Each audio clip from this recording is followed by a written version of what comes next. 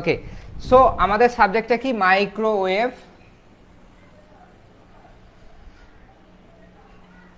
Radar and navigation AIDS. হ্যাঁ, এই সাবজেক্টটার নামের মধ্যে অনেক কিছু আছে।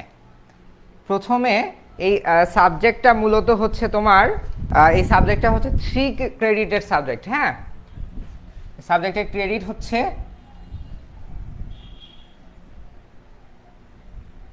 3, দ্যাট মিনস মার্কস থাকবে 60। হ্যাঁ, 60 মার্কের পরীক্ষা হবে তোমাদের এই সাবজেক্টে।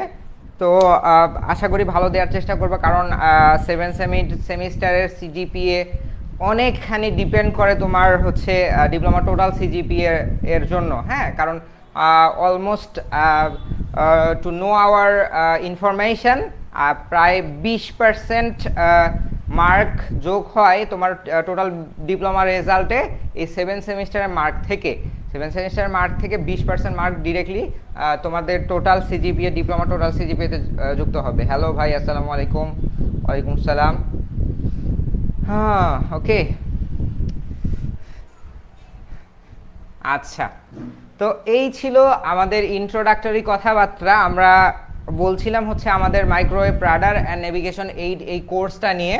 তো এই কোর্সে কি প্রথমেই যে ওয়ার্ডটা আছে সাবজেক্ট নেম, এটা হচ্ছে মাইক্রোওয়েভ। তো আমাদের এই সাবজেক্টে টোটাল হচ্ছে 11টা অধ্যায়। 11টা অধ্যায়ের প্রথম 3-4টা অধ্যায়ে, প্রথম 3-4টা অধ্যায়ে আমরা শুধু মাইক্রোওয়েভ নিয়েই পড়াশোনা করব। হ্যাঁ,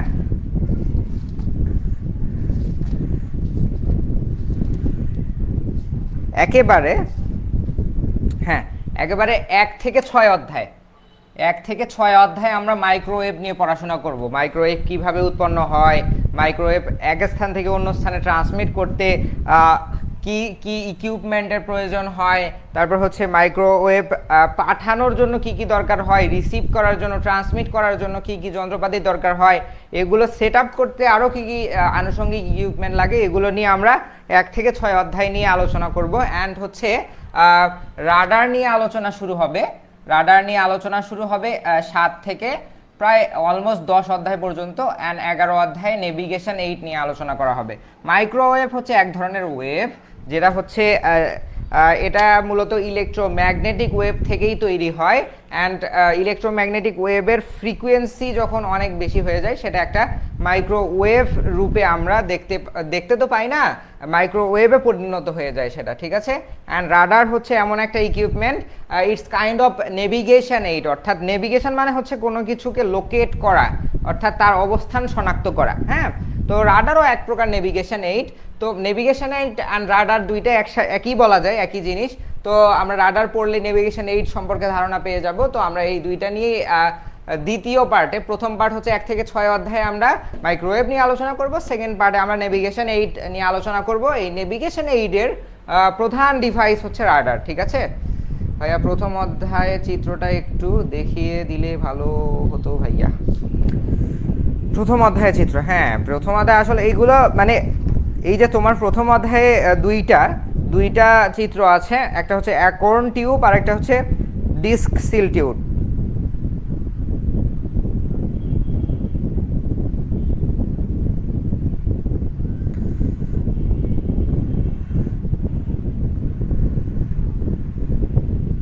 হ্যাঁ, একটা হচ্ছে অ্যাকর্ন টিউব আর একটা ডিস্ক সিল টিউব। আসলে এগুলো বর্তমানে মাইক্রোওয়েভ তৈরির ক্ষেত্রে এগুলো আসলে ব্যবহার হয় না। এখন বর্তমানে মাইক্রোওয়েভ তৈরির ক্ষেত্রে যে ডিভাইসগুলো ব্যবহার হয়, এগুলো অনেক অ্যাডভান্স হয়ে গেছে, এগুলো একবারে ব্যাকডেটেড। অর্থাৎ যখন মাইক্রোওয়েভ আবিষ্কার হয় তখনকার দিকে মাইক্রোওয়েভ তৈরি করতে যে প্রথমবার মাইক্রোওয়েভ তৈরি করতে যে ডিভাইসগুলো ব্যবহার হতো, সেগুলোই হচ্ছে এই অ্যাকর্ন টিউব আর ডিস্ক সিল টিউব। এগুলো এখন বর্তমানে এগুলো আর ব্যবহার হয় না। তোমরা তো এগুলো হচ্ছে মাইক্রোওয়েভ তৈরির ক্ষেত্রে ব্যবহার করা হয়। প্রথম অধ্যায় থেকে আমি হচ্ছে খুব ডিটেইলে আলোচনা করব না, আমরা হচ্ছে মূল টপিকগুলো অ্যান্ড রচনামূলকগুলো ডিসকাস করব, তোমাদের সাজেশন দিয়ে দিব, হ্যাঁ, যাতে তোমরা হচ্ছে তোমাদের মাইক্রোওয়েভ রাডার পরীক্ষা তো 22 তারিখে মনে হয় সম্ভবত, তো যাতে এই একটা দিনে উড়াধুরা পড়াশোনা করে ভালো রেজাল্ট করতে পারো আশা করি, কারণ আমি যেগুলো সাজেশন দিব এগুলো থেকেই তোমরা পরীক্ষায় কমন পাবা ইনশাল্লাহ। ঠিক আছে, আর আমরা তোমরা যে সাজেশন বুক দেওয়া হয়েছে তোমাদের এটা ফলো করলেই এনাফ হয়ে যাবে। অলরাইট, সো প্রথম অধ্যায়ে যে আলোচনা করা হয়েছে সেটা হচ্ছে মাইক্রোওয়েভ নিয়ে। মাইক্রোওয়েভ কি, কাকে বলে, কই থেকে আসছে, এটা নিয়ে আলোচনা করা হয়েছে। হ্যাঁ, মাইক্রোওয়েভের পরিচিতি নিয়ে আলোচনা করা হয়েছে। তো মাইক্রোওয়েভ মূলত কি?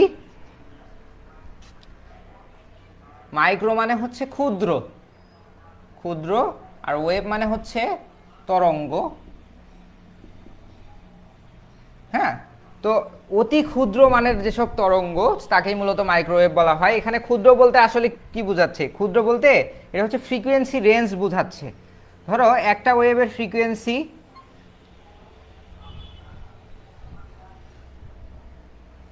ফ্রিকোয়েন্সিটা কি এটা একটু বোঝানোর চেষ্টা করি, জাস্ট প্রথম অধ্যায়, এই জন্য একটু বেসিকটা বলছি আমি। ধরো এতটুকু পার হতে কয়টা সাইকেল লাগছে? 1টা 2টা 3টা 4 5 6 7। এটা এই যে একটা সাইকেল যাইতে এই ওয়েভটার 1 সেকেন্ডে এতগুলো, মানে 7টা সাইকেল গেছে। এইটা একটা ওয়েভ যেটা 1 সেকেন্ডে এতগুলো সাইকেল পার করছে। হ্যাঁ, তাহলে আমি এই ওয়েভটার ফ্রিকোয়েন্সি বলবো, হচ্ছে কত? 7 হার্টজ। তো ফ্রিকোয়েন্সি বলতে আসলে কি বোঝায়? ফ্রিকোয়েন্সি কি বোঝায়? ফ্রিকোয়েন্সি বোঝায় হচ্ছে সাইকেল পার সেকেন্ড, অর্থাৎ 1 সেকেন্ডে কতগুলো সাইকেল। হ্যাঁ, এটা আসলে 7 বলা যাবে না, অর্থাৎ সাইকেল বোঝায় কোনটা? এই যে যেখানে শুরু হয়েছে সেখানে শেষ হয়েছে। এটা একটা সাইকেল, এটা একটা সাইকেল, এটা একটা সাইকেল, আর এটা অর্ধেক সাইকেল। হ্যাঁ, এটা পুরোপুরি সাইকেল হয়নি, আমি যদি মিলায় দেই এই পর্যন্ত, অর্থাৎ শুরু থেকে শেষ প্রান্তে আসতে একটা ওয়েভের শুরু প্রান্ত এবং সেটা 360 ডিগ্রি ঘুরে ওই বিন্দুতে যাওয়া পর্যন্ত যে দূরত্ব, সেই দূরত্বকে বলা হয় একটা সাইকেল। একটা সাইকেলের 2টা অংশ থাকে, একটা হচ্ছে পজিটিভ হাফ সাইকেল আর একটা হচ্ছে নেগেটিভ হাফ সাইকেল। তো এই ওয়েভের কয়টা সাইকেল আছে? 1 2 3, এটা একটু এক্সটেন্ড করে দেই। হ্যাঁ, এই যে 4টা সাইকেল, অর্থাৎ এই ওয়েভটার ফ্রিকোয়েন্সি হচ্ছে 4 হার্টজ। ফ্রিকোয়েন্সি কাকে বলে? একটা ওয়েভের কতগুলো সাইকেল 1 সেকেন্ডে কতগুলো সাইকেল প্রবাহিত হয় তাকেই মূলত একটা ওয়েভের ফ্রিকোয়েন্সি বলে। হ্যাঁ, তো যত ফ্রিকোয়েন্সি বেশি হবে এগুলো দেখবা তত সরু বা ন্যারো হয়ে যাবে। কিভাবে দেখো?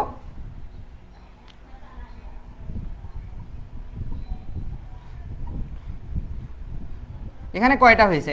1 2 3 4 5 6 7। হ্যাঁ, দেখো এই ওয়েভটার, ধরো এটা এই পুরোটা যদি 1 সেকেন্ড হয় তাহলে এর অর্ধেক হচ্ছে 0.5 সেকেন্ড। হ্যাঁ, এর অর্ধেক 0.57, এই অর্ধেক সময়টাই আমি এখানে লাগাইছি। হ্যাঁ, তাহলে এই সময়টা কত? 0.5 সেকেন্ড। আরও যদি এক্সটেন্ড করি তাহলে পুরো 1 সেকেন্ডে কতখানি? এখানে হচ্ছে 7টা ওয়েভ আছে, অর্থাৎ 1 সেকেন্ডে এই তরঙ্গের ওয়েভ কয়টা হবে? সাইকেল কয়টা হবে? 14টা। এই 0.5 সেকেন্ডে বা হাফ সেকেন্ডে সাইকেল এখানে দেখো, গুণে দেখো 7টা আছে। এই ওয়েভের ক্ষেত্রে পুরো 1 সেকেন্ডে ওয়েভ ছিল 7টা, এই ওয়েভের ক্ষেত্রে পুরো 1 সেকেন্ডে ওয়েভ হচ্ছে এখানে 7টা আর ওই পাশে 7টা, অর্থাৎ 14টা সাইকেল। অর্থাৎ এর ফ্রিকোয়েন্সি কত? 14 হার্টজ। আর এর ফ্রিকোয়েন্সি কত? 4 হার্টজ, তাই না? হ্যাঁ, এর ফ্রিকোয়েন্সি কত? 14 হার্টজ, এর ফ্রিকোয়েন্সি কত? 4 হার্টজ। তো এর ফ্রিকোয়েন্সি কম, তার মানে কি সাইকেলের দূরত্ব বেশি। এর ফ্রিকোয়েন্সি বেশি, এর মানে সাইকেলের দূরত্ব কমে যাচ্ছে, অর্থাৎ ক্ষুদ্র হয়ে যাচ্ছে। তো মাইক্রোওয়েভ হলো এমন এক ধরনের ওয়েভ যেটা হাই ফ্রিকোয়েন্সি বিশিষ্ট সিগন্যাল হাই ফ্রিকোয়েন্সি বিশিষ্ট সিগন্যাল হওয়ার কারণে কি এর সাইকেলের দূরত্ব খুবই কম। তুমি একটা মাইক্রোওয়েভ দেখবা, মাইক্রোওয়েভ অসিলোস্কোপে দেখবা, হ্যাঁ অসিলোস্কোপে মূলত বিভিন্ন ওয়েভের আকৃতি দেখা যায়, সেগুলো কীরকম। তো মাইক্রোওয়েভ যখন অসিলোস্কোপে দেখবা তখন দেখবে এর ফ্রিকোয়েন্সি একবারে ঘন ঘন এরকম টাইপ, খালি এগুলো আঁকানোই সম্ভব না এরকম,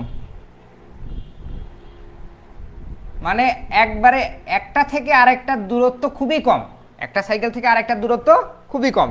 হ্যাঁ, সাইকেলের দূরত্ব কম এই কথাটা এই ক্ষুদ্র থেকে আসছে, অর্থাৎ একটা সাইকেল থেকে আরেকটা সাইকেলের দূরত্ব অতি ক্ষুদ্র বা অতি কম, এই জন্য এটাকে বলা হয় মাইক্রোওয়েভ। মানে মাইক্রো নামটা আসছে হচ্ছে ক্ষুদ্র সাইকেলের দূরত্ব বিশিষ্ট ফ্রিকোয়েন্সি সিগন্যালকে বোঝায়। তো মাইক্রোওয়েভ হলে এমন এক ধরনের সিগন্যাল যার ফ্রিকোয়েন্সি অনেক হাই এবং সাইকেলের দূরত্ব খুবই কম। ঠিক আছে, ওকে।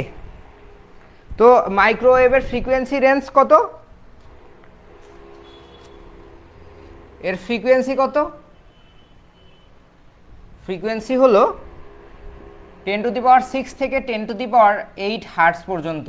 10⁻⁶ মানে হচ্ছে 10 লাখ, আর 10⁸ তার উপরে আরও 100 গুণ, 10 লাখের সাথে আরও 100 গুণ, তাহলে এই এতখানি হচ্ছে একটা মাইক্রোওয়েভের ফ্রিকোয়েন্সি, অর্থাৎ 1 সেকেন্ডে এতগুলো সাইকেল সে সম্পূর্ণ করে। ঠিক আছে ভাইয়া, প্রথম অধ্যায়ে চিত্রটা একটু দেখিয়ে দিলে ভালো হতো। হ্যাঁ, চিত্র দেখিয়ে দিব, সমস্যা নাই।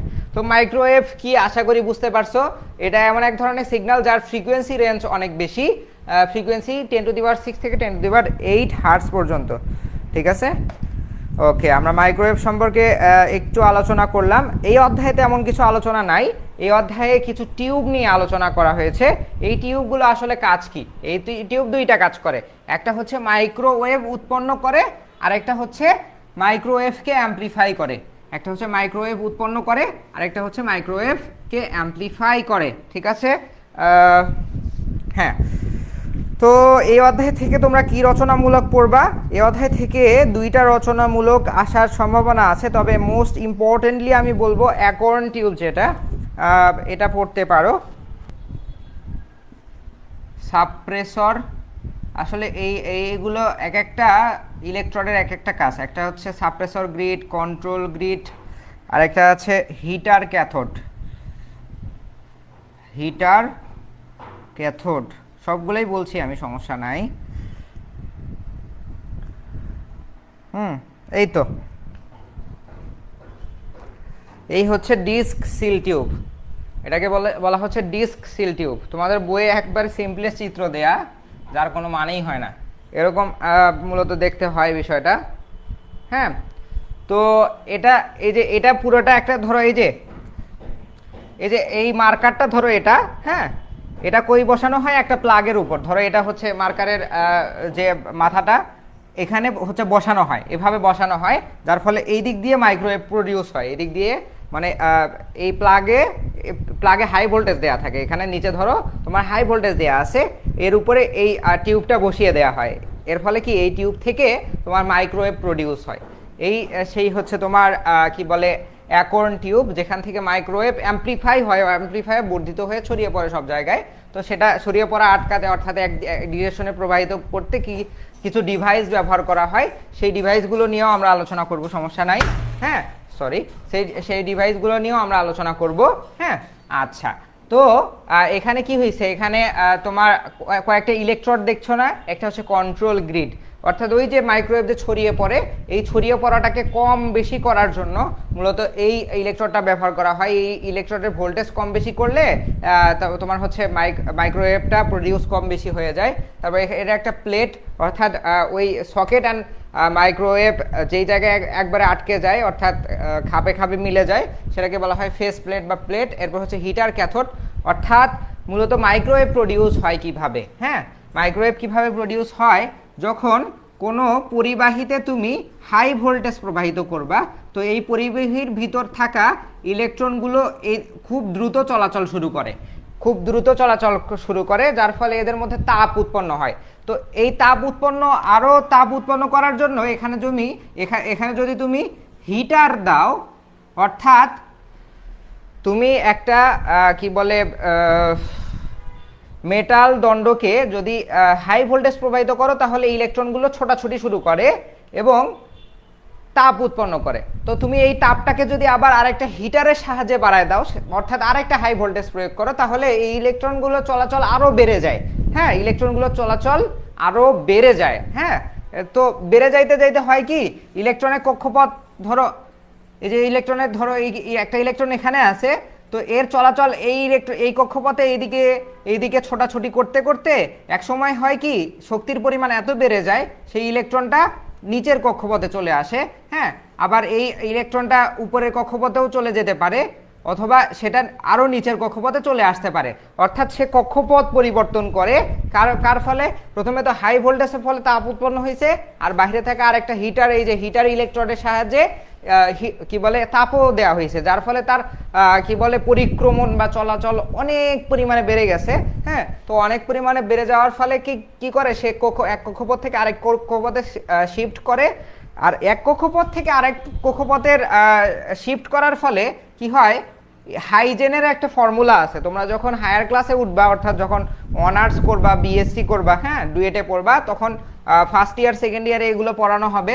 হ্যাঁ, তো যখন ইলেকট্রন এক কক্ষপথ থেকে আরেক কক্ষপথে শিফট করে, তখন এখান থেকে কিছু ওয়েভ প্রডিউস হয়, ওয়েভ বা রশ্মি প্রডিউস হয়।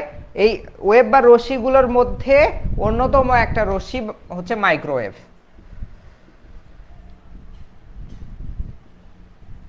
তো মাইক্রোওয়েভ কিভাবে উৎপন্ন হয় বুঝতে পারছো? হাইজেনের ফর্মুলা দ্বারা প্রমাণ হয়েছে যে ইলেকট্রন যদি এক কক্ষপথ থেকে আরেক কক্ষপথে শিফট করে বা স্থানান্তর করে, তার ফলে কি ইলেকট্রন অনেকগুলো এনার্জি প্রডিউস করে বা প্রকৃতিতে অনেক এনার্জি ছেড়ে দেয়। সেই এনার্জিগুলোর মধ্যে একটা হচ্ছে মাইক্রোওয়েভ। হ্যাঁ, যার ফলে মূলত মাইক্রোওয়েভ দিয়ে কতগুলো কাজ করতে পারি, সেটা প্রডিউস হয় কিভাবে, এই প্রসেসের মাধ্যমে। তো এই অ্যাকর্ন টিউব আর একটা আছে ডিস্ক সিল টিউব, এই দুইটা টিউব তোমাদের এই প্রথম অধ্যায়ে যে আলোচনা করা হয়েছে, এই দুইটা টিউবগুলো মূলত এই কাজটাই করে থাকে এই ফর্মুলাতে। অর্থাৎ সে মূলত হাই ভোল্টেজ প্রয়োগ করে ইলেকট্রনে, একটা মেটালে হাই ভোল্টেজ প্রয়োগ করে, যার ফলে ইলেকট্রনের ছোটাছুটি হয়, অ্যান্ড হচ্ছে হিটার দিয়ে ওই ইলেকট্রনগুলোকে আরও গরম করে, যার ফলে ছোটাছুটি বেড়ে যায়, তারা এক কক্ষপথ থেকে আরেক কক্ষপথে শিফট করে, অ্যান্ড হচ্ছে মাইক্রোওয়েভ প্রডিউস করে, অর্থাৎ মাইক্রোওয়েভ উৎপন্ন করে। ঠিক আছে, তো এর মাধ্যমে মূলত একটা মাইক্রোওয়েভ তৈরি হয়, আর তৈরি করা হয় এই যে এই টিউবগুলোর সাহায্যে। ঠিক আছে, তো এই অধ্যায় থেকে তোমরা অ্যাকর্ন টিউবের চিত্র অ্যান্ড আমি যেগুলো বললাম যেভাবে উৎপন্ন করে এবং এই গ্রিড নিয়ে আলোচনা করলাম, এভাবে যদি বর্ণনা দাও তাহলে ইটস মোর দ্যান এনাফ। হ্যাঁ, তো প্রথম অধ্যায় থেকে এটা পড়লেই চলবে আপাতত। আমি অতি সংক্ষিপ্ত এবং সংক্ষিপ্তের কথা বলছি না, কারণ তোমরা যারা আমাদের পেইড ব্যাচের স্টুডেন্ট, তাদের সাজেশন বইয়ে যেগুলো সংক্ষিপ্ত অতি সংক্ষিপ্ত আছে, এগুলোই আমি খুব কম করে দিয়েছি, এগুলো পড়লেই এনাফ হয়ে যাবে, আর বেশি পড়তে হবে না। আমরা এখন দ্বিতীয় অধ্যায়ে চলে যাব।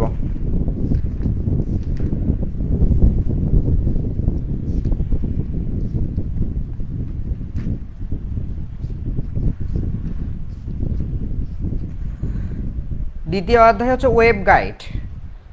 দ্বিতীয় অধ্যায়ে আলোচনা কি, ওয়েভ গাইড নিয়ে।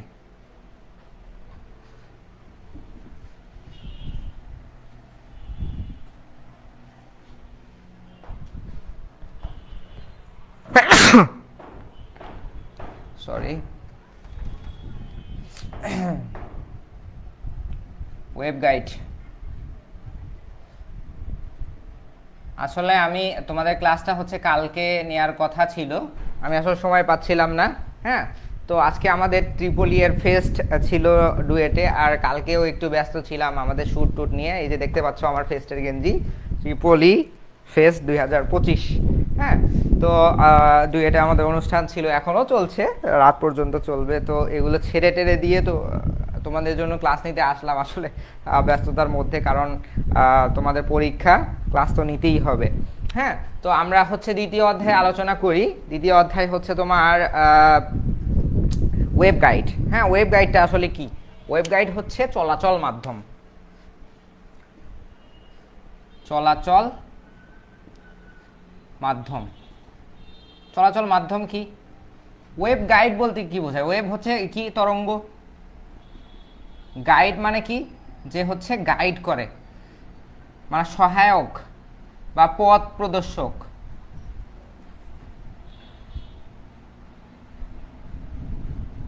প্রদর্শক। সহায়ক বা পথ প্রদর্শক কি মানে হচ্ছে যে পথ দেখায় দেখায় নিয়ে যায় আর কি। তো মূলত দ্বিতীয় অধ্যায়ে যা আলোচনা করা হয়েছে অর্থাৎ মাইক্রোওয়েভকে সোর্স থেকে এই যে অ্যাকর্ন টিউব, ডিকসিল টিউব এগুলো নিয়ে যে আলোচনা করা হলো, হ্যাঁ অ্যাকর্ন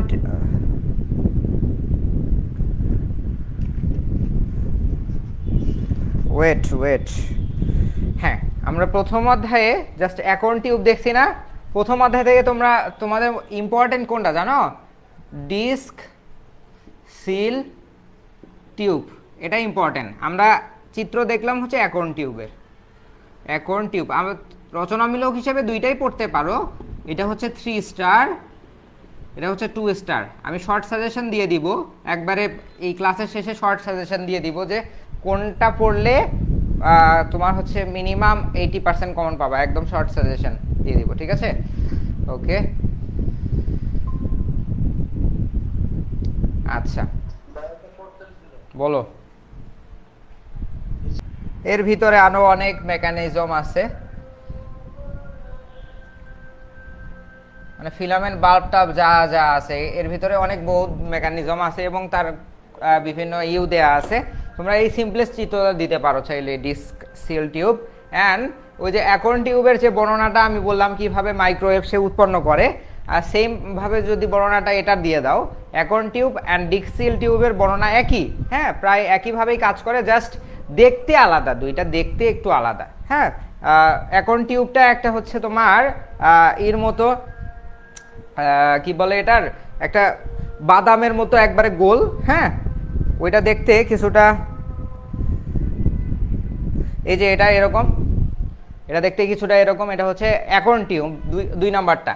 হ্যাঁ আর হচ্ছে ডিস্ক সিল টিউব একটু চ্যাপ্টা হয়, হ্যাঁ এটা একটু চ্যাপ্টা হয়, এর এখানে একটা প্লেট থাকে এরকম হয়, এটা এরকম টাইপ হয়, এটা একবারে গোল হয়ে গেছে এরকম টাইপ হয়। এটা একটা মানে কি বলে ডিস্ক টাইপ, অর্থাৎ একটা চাকতির মতো বেসটা, এর যে বেসটা আছে বেসটা একটা চাকতির মতো হয় এবং আস্তে আস্তে উপরে ওঠে, এই জন্য এটাকে বলা হয় ডিস্ক সিল টিউব, ঠিক আছে? আচ্ছা তো ইম্পর্টেন্ট হচ্ছে এটা, এই যে ডিস্ক সিল টিউব এটা হচ্ছে ইম্পর্টেন্ট, আসলে এটা আসতে পারে, না আসলে এটা আসবে, ঠিক আছে? আচ্ছা প্রথম অধ্যায় এটা, আর হচ্ছে দ্বিতীয় অধ্যায় আমরা শুরু করেছিলাম। দ্বিতীয় অধ্যায়ে আমরা হচ্ছে ওয়েভ গাইড নিয়ে আলোচনা করেছিলাম। ওয়েভ গাইড আসলে কি, যে মাইক্রোওয়েভ এক স্থান থেকে অন্য স্থানে পাঠাতে যে মাধ্যম প্রয়োজন হয় সেই মাধ্যমকে মূলত ওয়েভ গাইড বলা হয়। সেই মাধ্যমকে কি বলে? ওয়েভ গাইড বলা হয়, ঠিক আছে? তো ওয়েভ গাইডের এখানে কয়েকটা প্রমাণ দেয়া আছে, এই প্রমাণগুলো তোমাদের দেখে নিতে হবে। আসলে মেগা ক্লাসে সব কিছু ডিটেইলে আলোচনা করা সম্ভব নয় বা আলোচনা করা হয় না, হ্যাঁ এই প্রমাণগুলো তোমাদের দেখে নিতে হবে। আমি বলি কি কি আসতে পারে।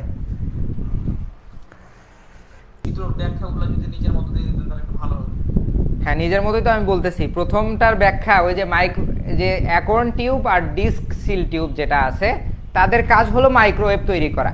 তো মাইক্রোওয়েভ কিভাবে তৈরি করে এটা কিন্তু আমি ডিসক্রাইব করলাম তোমাদের, যে সে মূলত হচ্ছে তোমার একটা দণ্ডের ভিতরে থাকা ইলেকট্রনের ছোটাছুটি হাই ভোল্টেজ প্রয়োগ করে তাদের ইলেকট্রনের মানে চলাচল মানে ত্বরান্বিত করে, মানে ও ইলেকট্রনের মানে প্রচণ্ডভাবে চলাচল করতে পারে, তাদের গতিবেগ বাড়ায় দেয়। এটা একটা কাজ হাই ভোল্টেজ প্রয়োগ করে। আর দ্বিতীয় কাজ হচ্ছে সে হিটারের মাধ্যমে তাপ উৎপন্ন করে এর চলাচল আরও বাড়ায় দেয়। তো ইলেকট্রনের চলাচল এত বেড়ে যায়, এর গতি এত বেড়ে যায় যে ইলেকট্রন এক কক্ষপথ থেকে আরেক কক্ষপথে সে শিফট করতে পারে। আর ইলেকট্রন এক কক্ষপথ থেকে আরেক কক্ষপথে যখন চলে যায় তো হাইজেনের নীতি অনুসারে সে বিভিন্ন ধরনের শক্তি, রশ্মি, বিভিন্ন ধরনের রে প্রডিউস করে, তার মধ্যে একটা ওয়েভ হলো ওয়েভ তৈরি করে, সেটা হচ্ছে মাইক্রোওয়েভ। হ্যাঁ সেই মাইক্রোওয়েভটাই মূলত এই টিউবের মাধ্যমে ক্যাপচার করা হয়, ঠিক আছে? তো এগুলো বর্ণনা যদি গুছায় লেখো তাইলে হয়ে যাবে, বইয়ে এগুলো বর্ণনা নাই, বইয়ে উল্টাপাল্টা বর্ণনা আছে। হ্যাঁ এগুলো আসলে মাথা মুন্ডু কিছুই বুঝে আসে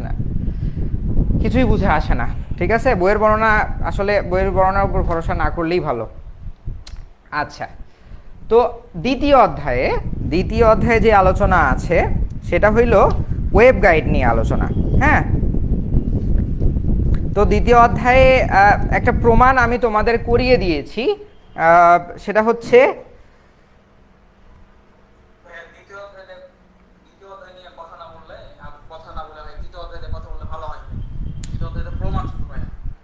দ্বিতীয় অধ্যায়ই তো প্রমাণ, তৃতীয় অধ্যায়ে তো প্রমাণ নাই এত। হ্যাঁ হ্যাঁ, আমি সব কিছুই বলে দিব, সমস্যা নাই, বলছি তো, আমাকে শেষ করতে দাও, আমারটা আমাকে করতে দাও। ওকে, আচ্ছা, দ্বিতীয় অধ্যায়ে যেটা আছে, ও তুমি হয়তো, আমি বুঝছি তুমি কেন বলছো। আগে বলো তুমি তোমার বাসা কই? তোমার বাসা রাজশাহীতে মনে হয় না, বা রাজশাহী বা চাপাই? চাপায় না? আমি চাপায় মাঝে মাঝে যাই, শিবগঞ্জের ওদিকে। ওকে, সো দ্বিতীয় অধ্যায়ে তুমি পড়বা কি? দ্বিতীয় অধ্যায়ে পড়বা হচ্ছে এই প্রমাণটা, lambda p equals to lambda divided root over 1 minus lambda divided lambda c whole square, এইটার উপর হোল স্কোয়ার। এই প্রমাণটা আমি তোমাদের কোর্সে বুঝাই দিছি। হ্যাঁ, তোমরা যদি না খুঁজে পাও, আমি হচ্ছে এই প্রমাণটা আজকে ইউটিউব চ্যানেলে আপলোড করে দিব, মানে যেই ক্লাসে এই প্রমাণটা করাইছি এই প্রমাণটা আমি আপলোড করে দিব, ঠিক আছে? আমি ক্লাসে বুঝাই দিছি অ্যান্ড হচ্ছে ইউটিউব চ্যানেলেও আপলোড করে দিব আজকে। এই প্রমাণটা কিভাবে করাইছি দেখে নিতে পারো। এটা হচ্ছে রচনামূলক হিসেবে আসতে পারে। এটা হচ্ছে কিভাবে আসতে পারে, মাইক্রোওয়েভ এর ফ্রিকোয়েন্সি ও ওয়েভলেন্থের মধ্যে সম্পর্ক, ওয়েভলেন্থ এর মধ্যে সম্পর্ক দেখাও, সম্পর্ক দেখাও, ঠিক আছে? এরকম আসতে পারে, বা ডিরেক্টলি বলতে পারে যে এটা প্রমাণ করো। হ্যাঁ, এরকম টাইপ কোশ্চেন আসতে পারে। তুমি কেন বলছো আমি বুঝতে পারছি, তুমি হয়তো বা এটা মনে হয়েছে যে কঠিন, এই জন্য তুমি স্কিপ করে দিবা। আসলে সবার ক্ষেত্রে এটা প্রযোজ্য না, সবাই যে সব কিছু পড়ে এরকমও না। আমি বলছি না যে তুমি চাইলেই স্কিপ করতে পারো, দ্যাটস ইওর ম্যাটার। তবে আসলে এটা ইম্পর্টেন্ট প্রমাণ, এগুলো প্রমাণ তোমাদের ভবিষ্যতেও কাজে লাগবে। হ্যাঁ, এগুলো শিখে রাখা ভালো। আমি এই ক্লাসটা আপলোড করে দিব, কারণ একটা প্রমাণ করাইতে কমপক্ষে 40 মিনিটের মতো চলে যায়। হ্যাঁ, তোমরা চাইলে ওই প্রমাণটা দেখে নিতে পারো। হ্যাঁ, আমি টেলিগ্রাম গ্রুপেও লিঙ্ক শেয়ার করে দিব এই প্রমাণটার। এই হচ্ছে দ্বিতীয় অধ্যায়ের কথাবার্তা। দ্বিতীয় অধ্যায়ে আর তেমন কিছুই নাই, আমরা তৃতীয় অধ্যায়ে চলে যাব। হ্যাঁ, তৃতীয় অধ্যায়ে মাইক্রোওয়েভ কম্পোনেন্ট নিয়ে আলোচনা করা হয়েছে। মাইক্রোওয়েভ কম্পোনেন্ট বলতে আসলে কি বোঝায়? হ্যাঁ, মাইক্রোওয়েভকে এক স্থান থেকে মাইক্রোওয়েভ শিফট করার জন্য, শিফট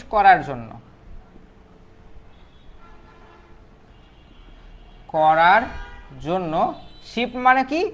এক স্থান থেকে অন্য স্থানে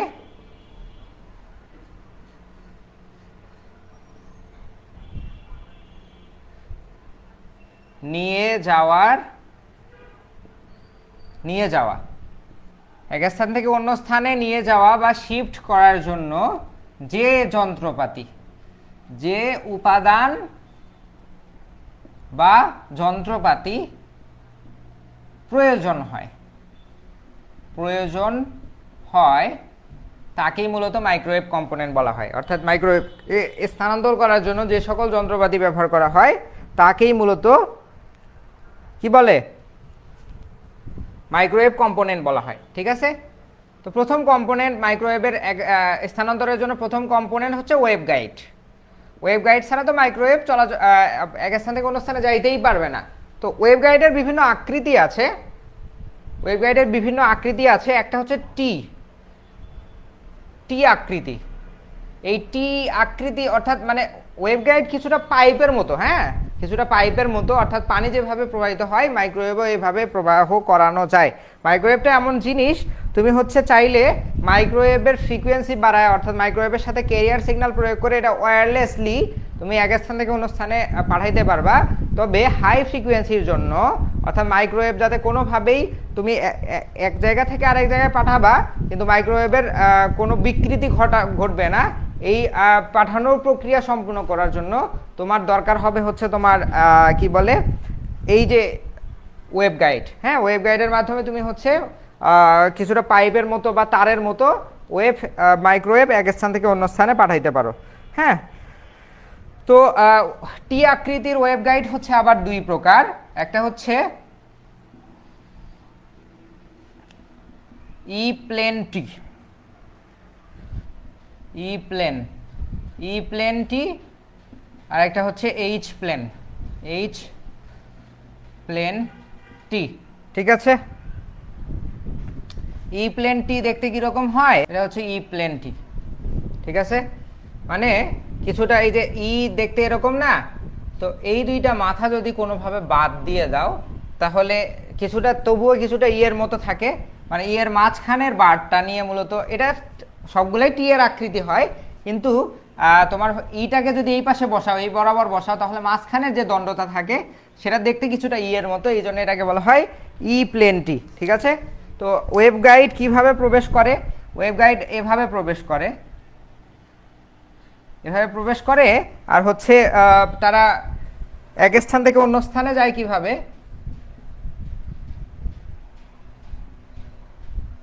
প্রবেশ তো করলো এভাবে, তারা এভাবে ধাক্কা খায়,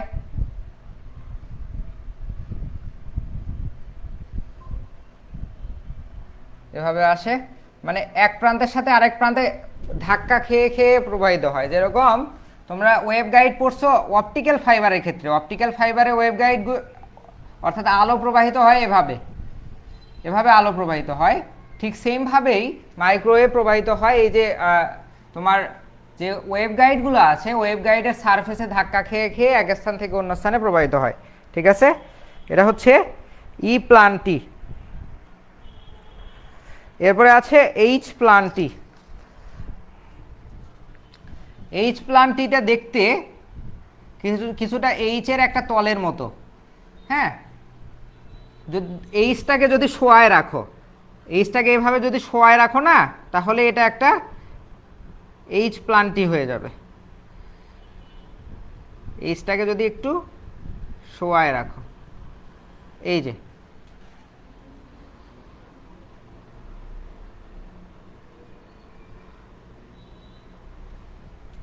এটা দেখতে এরকম কিছুটা। ঠিক আছে, এটা 3D মডেল, আসলে 2Dতে আঁকা সহজ নয়। এটা দেখতে এরকম হয়। হ্যাঁ, টি আকৃতিরই হয়, আর উপর থেকে দেখতে হয় এরকম।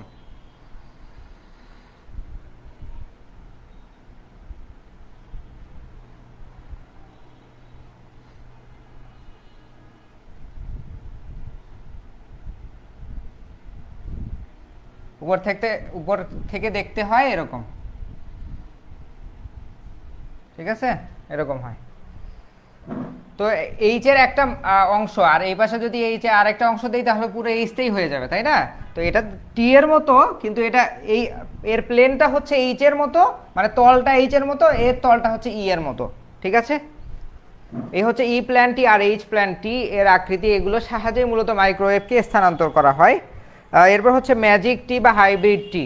3 প্রকার টি আছে, এই দুইটা টিকে কম্বাইন করে তৈরি করা হয় 3 নাম্বার টি, যেটাকে ম্যাজিক টি আর হাইব্রিড টি বলা হয়। ঠিক আছে, কম্বাইন করে যে মাইক্রোওয়েভ গাইড তৈরি করা হয় সেটাকে ম্যাজিক টি বা হাইব্রিড টি বলা হয়, যেটা তুমি এইচ প্ল্যান টি হিসেবেও কাজ করাতে পারো অথবা ই প্ল্যান টি হিসেবেও কাজ করাতে পারো। এটা দেখতে কিছুটা এরকম হয়। এখান থেকে এই পর্যন্ত ই প্ল্যান, আর এই পাশে সারফেস বরাবর হচ্ছে এইচ প্ল্যান। ঠিক আছে, আচ্ছা আমি তোমাদের একটা উদাহরণ দিয়ে দেখাই 3D আকৃতির। হ্যাঁ, ই প্ল্যানটি কীরকম? ধরো এটা একটা ফোন। হ্যাঁ, ফোনের উপরে যদি এরকম থাকে তাহলে এই পুরোটাকে বলা হয় ই প্ল্যানটি। আর এইচ প্ল্যানটি কি হবে? যদি এরকম থাকে, এই যে দেখতে পাচ্ছ, যদি এরকম থাকে তাহলে সেটা এইচ প্ল্যানটি, মানে এই কি বলে সরু তলের সাথে যদি আরেকটা ওয়েব গাইড সংযুক্ত করা হয় তাহলে সেটা এইচ প্ল্যানটি হবে। আর যদি উলম্ব তলের সাথে অর্থাৎ সারফেসের সাথে আরেকটা ওয়েব গাইড যুক্ত করা হয় এভাবে বা এইভাবে, তখন সেটা হবে ই প্ল্যানটি। এইচ আর ই সব আশা করি বুঝে গেছো। আচ্ছা, তো এটা হচ্ছে ম্যাজিক টি। ই প্ল্যান আর হচ্ছে এইচ প্ল্যানকে একসাথে যুক্ত করে যে টি গঠন করা হয় সেটাকে বলা হয় ম্যাজিক টি। হ্যাঁ, এই ম্যাজিক টি এর 4টা প্রান্ত থাকে, এইচ আর ইর হচ্ছে 3টা প্রান্ত থাকে, তাই তো? ম্যাজিক টি এর কয়টা প্রান্ত থাকে? 4টা প্রান্ত, এরকম টাইপ থাকে, তাই না? তো এই ম্যাজিক টি দিয়েই মূলত আরেকটা ডিভাইস তৈরি করা হয়, সেটা হচ্ছে আইসোলেটর। আইসোলেটর মানে হচ্ছে বাধা প্রদানকারী। আইসোলেটর হচ্ছে বাধা প্রদানকারী। হ্যাঁ, তোমার হচ্ছে ম্যাজিক টি এর এই দিক দিয়ে ওয়েভ যাইতে পারে, এই দিক দিয়ে বের হতে পারে, এদিক দিয়ে ঢুকতে পারে, এদিক দিয়ে বের হতে পারে, বা উল্টাও হইতে পারে, ঠিক আছে? কিন্তু আইসোলেটর কি করে? আইসোলেটর হচ্ছে একটা প্রান্তকে কি বলে, ব্লক করে দেয়। হ্যাঁ, ধরো যদি এই দিক দিয়ে ওয়েভ যায়, তাহলে আর এই দিক দিয়ে, এই দুইটা দিয়ে ওয়েভ যাইতে পারবে না, তাহলে এই দিক দিয়ে যাবে, এই দিক দিয়ে বের হবে। আর যদি এই দুইটা দিয়ে না যায়, তাহলে এটা এই দিক দিয়ে যাবে আর এই দিক দিয়ে যাবে, অর্থাৎ যে কোনো একটা রাস্তা সে ব্লক করে দেয়। হ্যাঁ, এটা হচ্ছে কিছুটা মাইক্রোওয়েভ গাইড সুইচের মতো কাজ করে, অর্থাৎ একটা রাস্তা আমি বন্ধ করে দিলাম, আরেকটা রাস্তা আমি হচ্ছে খুলে দিলাম। হ্যাঁ, এই ডিভাইসটাকে মূলত বলা হয় আইসোলেটর, যেটা মাইক্রোওয়েভ গাইড দিয়েই তৈরি করা হয়।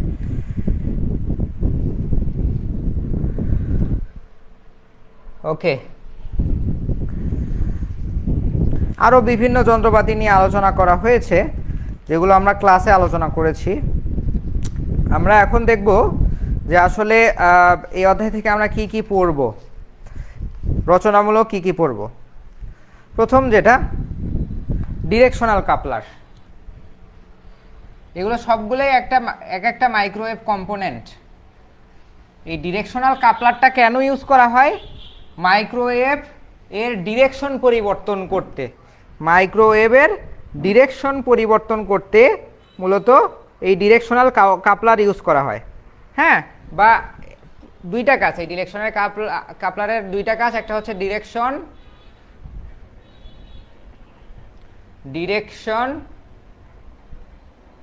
পরিবর্তন করা, আর দ্বিতীয় কাজ কি? দ্বিতীয় কাজ হলো একটি ওয়েভ এর সাথে আরেকটি ওয়েভ এর মিশ্রণ করা। এই দুইটা কাজ করে ডিরেকশনাল কাপলার, এই দুইটা কাজ করে।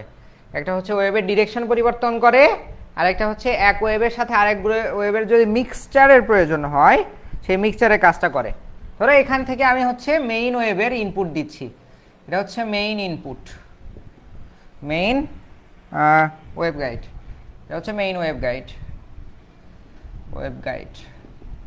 এই যে এটা হচ্ছে মেইন ওয়েভ গাইড, যার ইনপুট এখানে এই প্রান্ত থেকে আসতেছে এবং এখান থেকে আউটপুট যাচ্ছে, মেইন আউটপুট, ঠিক আছে?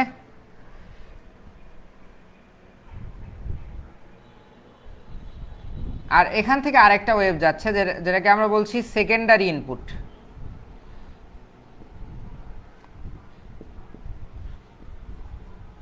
আর এখান থেকে যেটা বের হচ্ছে সেটা হচ্ছে কাপলড আউটপুট।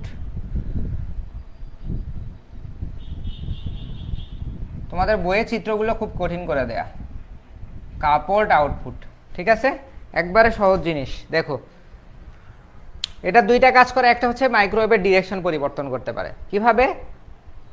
এই সেকেন্ডারি ইনপুটের কথা বাদ দাও, ধরো একটা হচ্ছে মেইন ইনপুট। হ্যাঁ, এই ইনপুটটা এই দিক দিয়ে আসতেছে, এসে দুইটা প্রান্ত, হয় সে এই দিক দিয়ে আউটপুট হতে পারে অথবা এই দিক দিয়ে আউটপুট হতে পারে।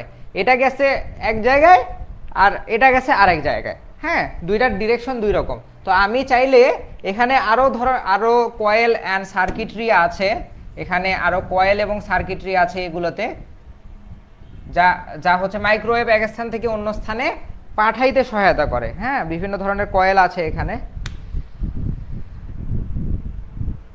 তো ইনপুট এখান থেকে ঢুকতেছে, ঢুকে সে এই ইনপুট দিয়ে এক জায়গায় যেতে, আউটপুট দিয়ে এক জায়গায় যেতে পারে, এই আউটপুট দিয়ে আরেক জায়গায় যেতে পারে। এটা হচ্ছে একটা কাজ, সেটা হচ্ছে ইনপুট যেটা ঢুকতেছে তার ডিরেকশন সে চেঞ্জ করতে পারে, যে কোনো একটা ডিরেকশনে, যে কোনো অন্য একটা ডিরেকশনে সে যেতে পারে, একটা কাজ। দ্বিতীয় কাজ হলো সে এটি হচ্ছে আরেকটি ওয়েবের সাথে কাপড় হতে পারে বা মিশ্রিত হতে পারে। দেখো এখান থেকে একটা ইনপুট ঢুকতেছে, এখান থেকে আরেকটা ইনপুট ঢুকতেছে, তো কি হচ্ছে এই ইনপুটটা এই দিক দিয়ে ঢুকে এই দিক দিয়ে চলে গেল, সে আর এই দিক দিয়ে গেল না, এবার এই দিক দিয়ে গেল না, প্রথমবার ধরো ডিরেক্টলি সে এই দিক দিয়ে গেছে বা এই দিক দিয়ে গেছে, ঠিক আছে, তখন এখানে কোনো ইনপুট ছিল না, সে এই দিক দিয়ে গেছে অথবা এই দিক দিয়ে গেছে। এখন এবার সে আর এই দিক দিয়ে যাচ্ছে না, সে কি করতেছে এই দিক দিয়ে ইনপুট হয়ে এই দিক দিয়ে বের হবে, তবে এখান থেকে আমি জেনারেটর থেকে আরেকটা ইনপুট বা ওয়েভ গাইড দিচ্ছি, সরি মাইক্রোওয়েভ দিচ্ছি, এই মেইন ইনপুটের সাথে এই সেকেন্ডারি ইনপুট যুক্ত হয়ে আরেকটা শক্তিশালী মাইক্রোওয়েভ আউটপুট আমরা পাচ্ছি, যেটাকে আমরা বলছি কাপলড আউটপুট, অর্থাৎ সে একটা ওয়েভের সাথে আরেকটা ওয়েভের মিশ্রণও করতে পারে। হ্যাঁ, এই ডিরেকশনের কাপলারের কাজই হলো এই দুইটা, ঠিক আছে। তো এখানে ডিসক্রিপশনে এগুলো নিয়েই আলোচনা করা হয়েছে, চাইলে পড়ে দেখতে পারো, ঠিক আছে। এই হচ্ছে ডিরেকশনাল কাপলারের কাজ। এই অধ্যায় থেকে ইম্পর্টেন্ট হচ্ছে এটাই সবচেয়ে বেশি ইম্পর্টেন্ট, ডিরেকশনাল কাপলারের বর্ণনা দাও। হ্যাঁ, আর চাইলে তোমরা ওয়েভ মিটার নিয়ে পড়তে পারো, এই ওয়েভ মিটার এর বর্ণনা খুবই সহজ, একবার রিডিং পড়ে নিলেই হবে। চতুর্থ অধ্যায়ে চলে যাব আমরা।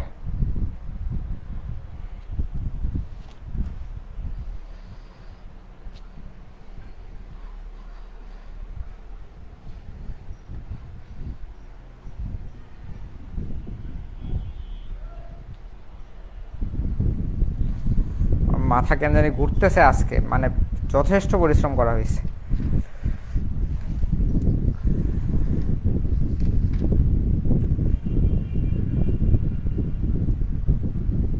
চতুর্থ অধ্যায়ে কিছু টিউব নিয়ে আলোচনা করা হয়েছে। হ্যাঁ, চতুর্থ অধ্যায়ে কিছু টিউব নিয়ে আলোচনা করা হয়েছে। একটা হচ্ছে ক্লাইস্ট্রন,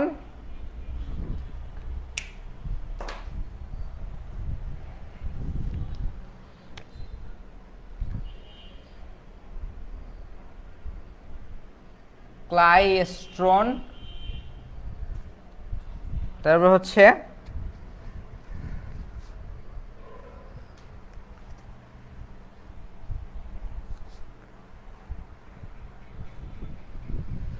ম্যাগনেট্রন,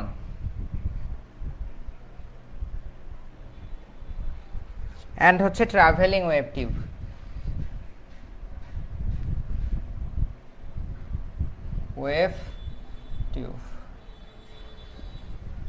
ক্লাইস্ট্রন, magnetron and travelling wave tube.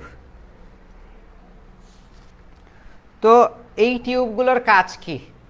এই টিউবগুলোর কাজ হলো মূলত দুইটা, একটা হচ্ছে অ্যামপ্লিফাই করা, অ্যামপ্লিফায়ার হিসেবে কাজ করে, আর একটা হচ্ছে অসিলেটর হিসেবে কাজ করে। অ্যামপ্লিফাই কি করে? বিবর্ধক। আর অসিলেটর কি? অসিলেটর হচ্ছে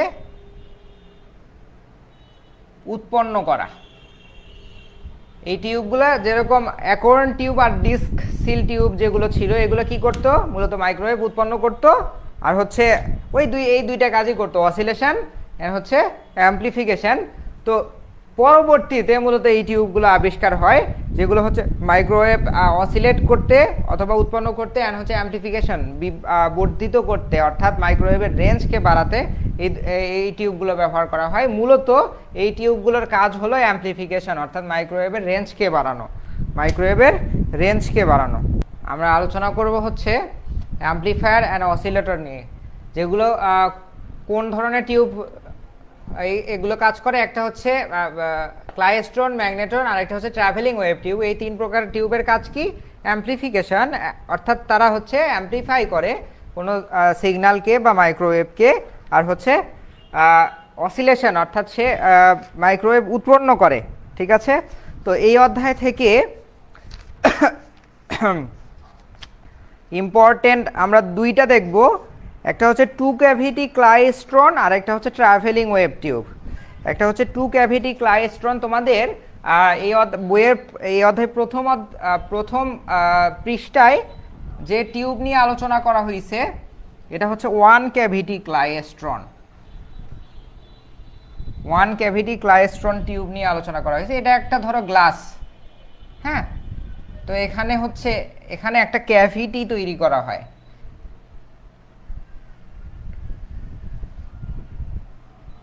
ক্যাভিটি মানে হচ্ছে গর্ত আর কি, গর্ত, হ্যাঁ, দাঁতের ভিতরে গর্ত হইলে সেটাকে বলা হয় ক্যাভিটি। এই যে গর্ত তৈরি করা হইলো এবং এই জায়গা থেকে আউটপুট বের করা হয়, এখান থেকে আউটপুট বের করা হয়, ঠিক আছে, হ্যাঁ। তারপর আছে এই সামনে আছে রিপেলার, এটাকে বলা হয় রিপেলার। আর এগুলো হচ্ছে মাইক্রোওয়েভ, ঠিক আছে, এগুলো হচ্ছে মাইক্রোওয়েভ বা ইলেকট্রন বিম। ইলেকট্রন বিমই তো মাইক্রোওয়েভ, তাই না? ইলেকট্রনের যে রশ্মি সেগুলোই তো মাইক্রোওয়েভ বিম। ওকে,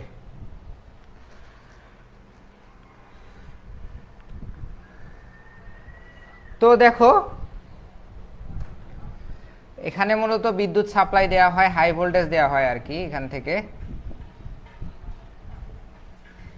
এই জায়গা থেকে হাই ভোল্টেজ দেওয়া হয়, এখানে একটা, এখানে ক্যাভিটিতে একটা, আর একটা হচ্ছে ইলেকট্রডে। এটা হচ্ছে ইলেকট্রড, এটা হচ্ছে মাইক্রোওয়েভ উৎপন্ন করার ইলেকট্রড। ইলেকট্রড এখান থেকে মাইক্রোওয়েভ প্রডিউস হচ্ছে, ঠিক আছে। তো এটা হচ্ছে ওয়ান ক্যাভিটি ক্লাইস্ট্রন, অর্থাৎ এর গর্ত বা ক্যাভিটি আছে একটা, একটা টিউবের মধ্যে ছিদ্র করে মূলত একটা গর্ত তৈরি করা হয়, সেটাকে মূলত ওয়ান ক্যাভিটি ক্লাইস্ট্রন টিউব বলা হয়, হ্যাঁ। তো এটা কিভাবে অ্যাম্পলিফায়ার হিসেবে কাজ করে দেখো, এখান থেকে মূলত ওয়েভ কি বলে হাই ভোল্টেজ দেওয়ার কারণে এই ইলেকট্রড থেকে ওয়েভ প্রডিউস হচ্ছে, একজন একজন করে জয়েন করতেছো তোমরা, আমি এরপরে হচ্ছে অ্যাকসেপ্টই করব না, ঠিক আছে, একসাথে জয়েন হতে পারো না সবাই। মাইক্রোফোন বন্ধ করো তোমরা। তোমরা কি 5th সেমিস্টারের স্টুডেন্টরা জয়েন করছো এখানে? ও, আমি হচ্ছে 5th সেমিস্টারের গ্রুপে ভুলে তোমাদের লিংক দিয়ে দিছি। 5th সেমিস্টারের স্টুডেন্টদের ক্লাস না, এটা 7th সেমিস্টারের স্টুডেন্টদের।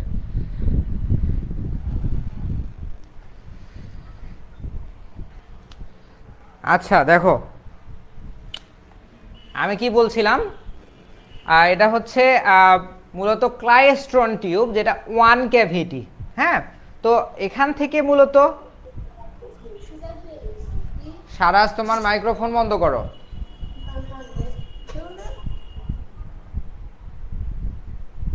সবার মাইক্রোফোন বন্ধ করে নাও,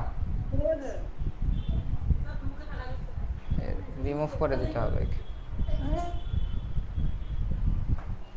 আচ্ছা, তো কি বলছিলাম, ক্যাভিটি ক্লাইস্ট্রন টিউব নিয়ে, যেটা হচ্ছে ওয়ান ক্যাভিটি। তো এই জায়গা থেকে মূলত যেরকম acorn tube, disk seal tube কি বলে মাইক্রোওয়েভ উৎপন্ন করতো, সেই প্রসেসে এখান থেকে মাইক্রোওয়েভ উৎপন্ন হচ্ছে এবং সেটা কিভাবে অ্যাম্পলিফাই করছে, অ্যাম্পলিফাই মানে হচ্ছে বর্ধিতকরণ। তো মাইক্রোওয়েভগুলো এই দিক দিয়ে ছোটাছুটি করতেছে, ছোটাছুটি করে এই টিউবের এখানে যখন আসতেছে তখন সে রিপেল করে দিচ্ছে। রিপেল মানে হচ্ছে তাকে মানে অন্যদিকে ঠেলা দেয়, অপোজিট দিকে। এই যে দেখো এই ভোল্টেজগুলো আসলে এখানে কানেক্টেড না, এই ভোল্টেজটা কানেক্টেড হচ্ছে এই জায়গায়।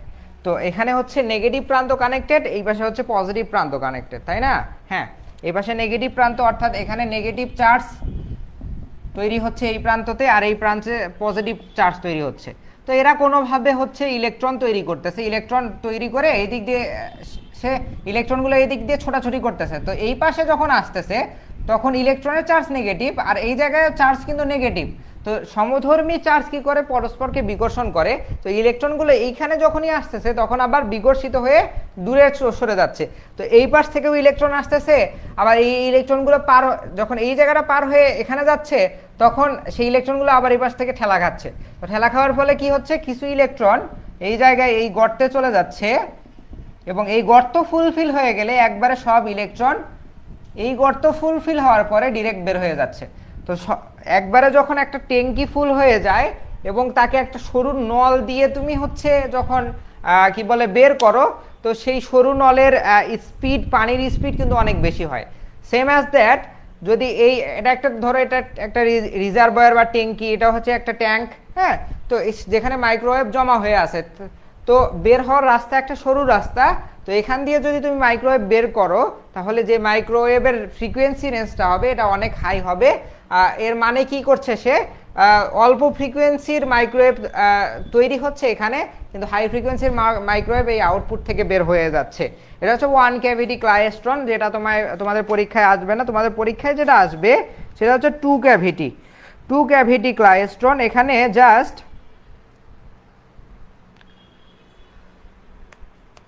এখানে কি করা হচ্ছে, এখানে একটা ক্যাভিটির জায়গায় দুইটা ক্যাভিটি লাগাবে।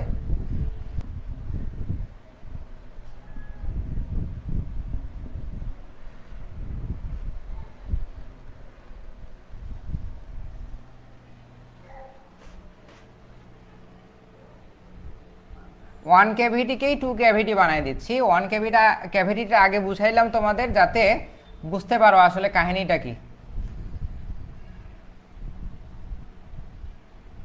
ঠিক আছে, এটা হচ্ছে মাইনাস, এটা হচ্ছে প্লাস। ওকে,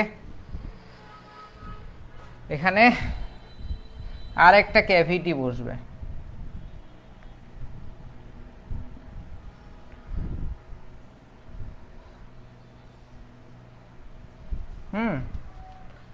এখান থেকে ইনপুট আসবে,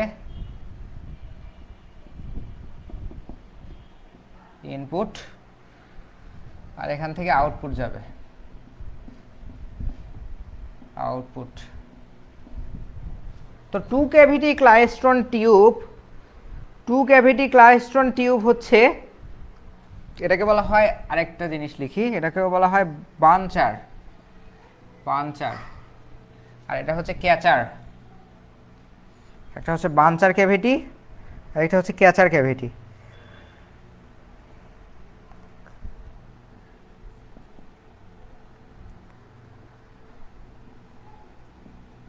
এটা হচ্ছে বাঞ্চার ক্যাভিটি আর একটা হচ্ছে ক্যাচার ক্যাভিটি। ঠিক আছে, এখানে হচ্ছে দুইটা ক্যাভিটি থাকে, আগে ছিল একটা ক্যাভিটি, এখানে জাস্ট দুইটা ক্যাভিটি থাকে।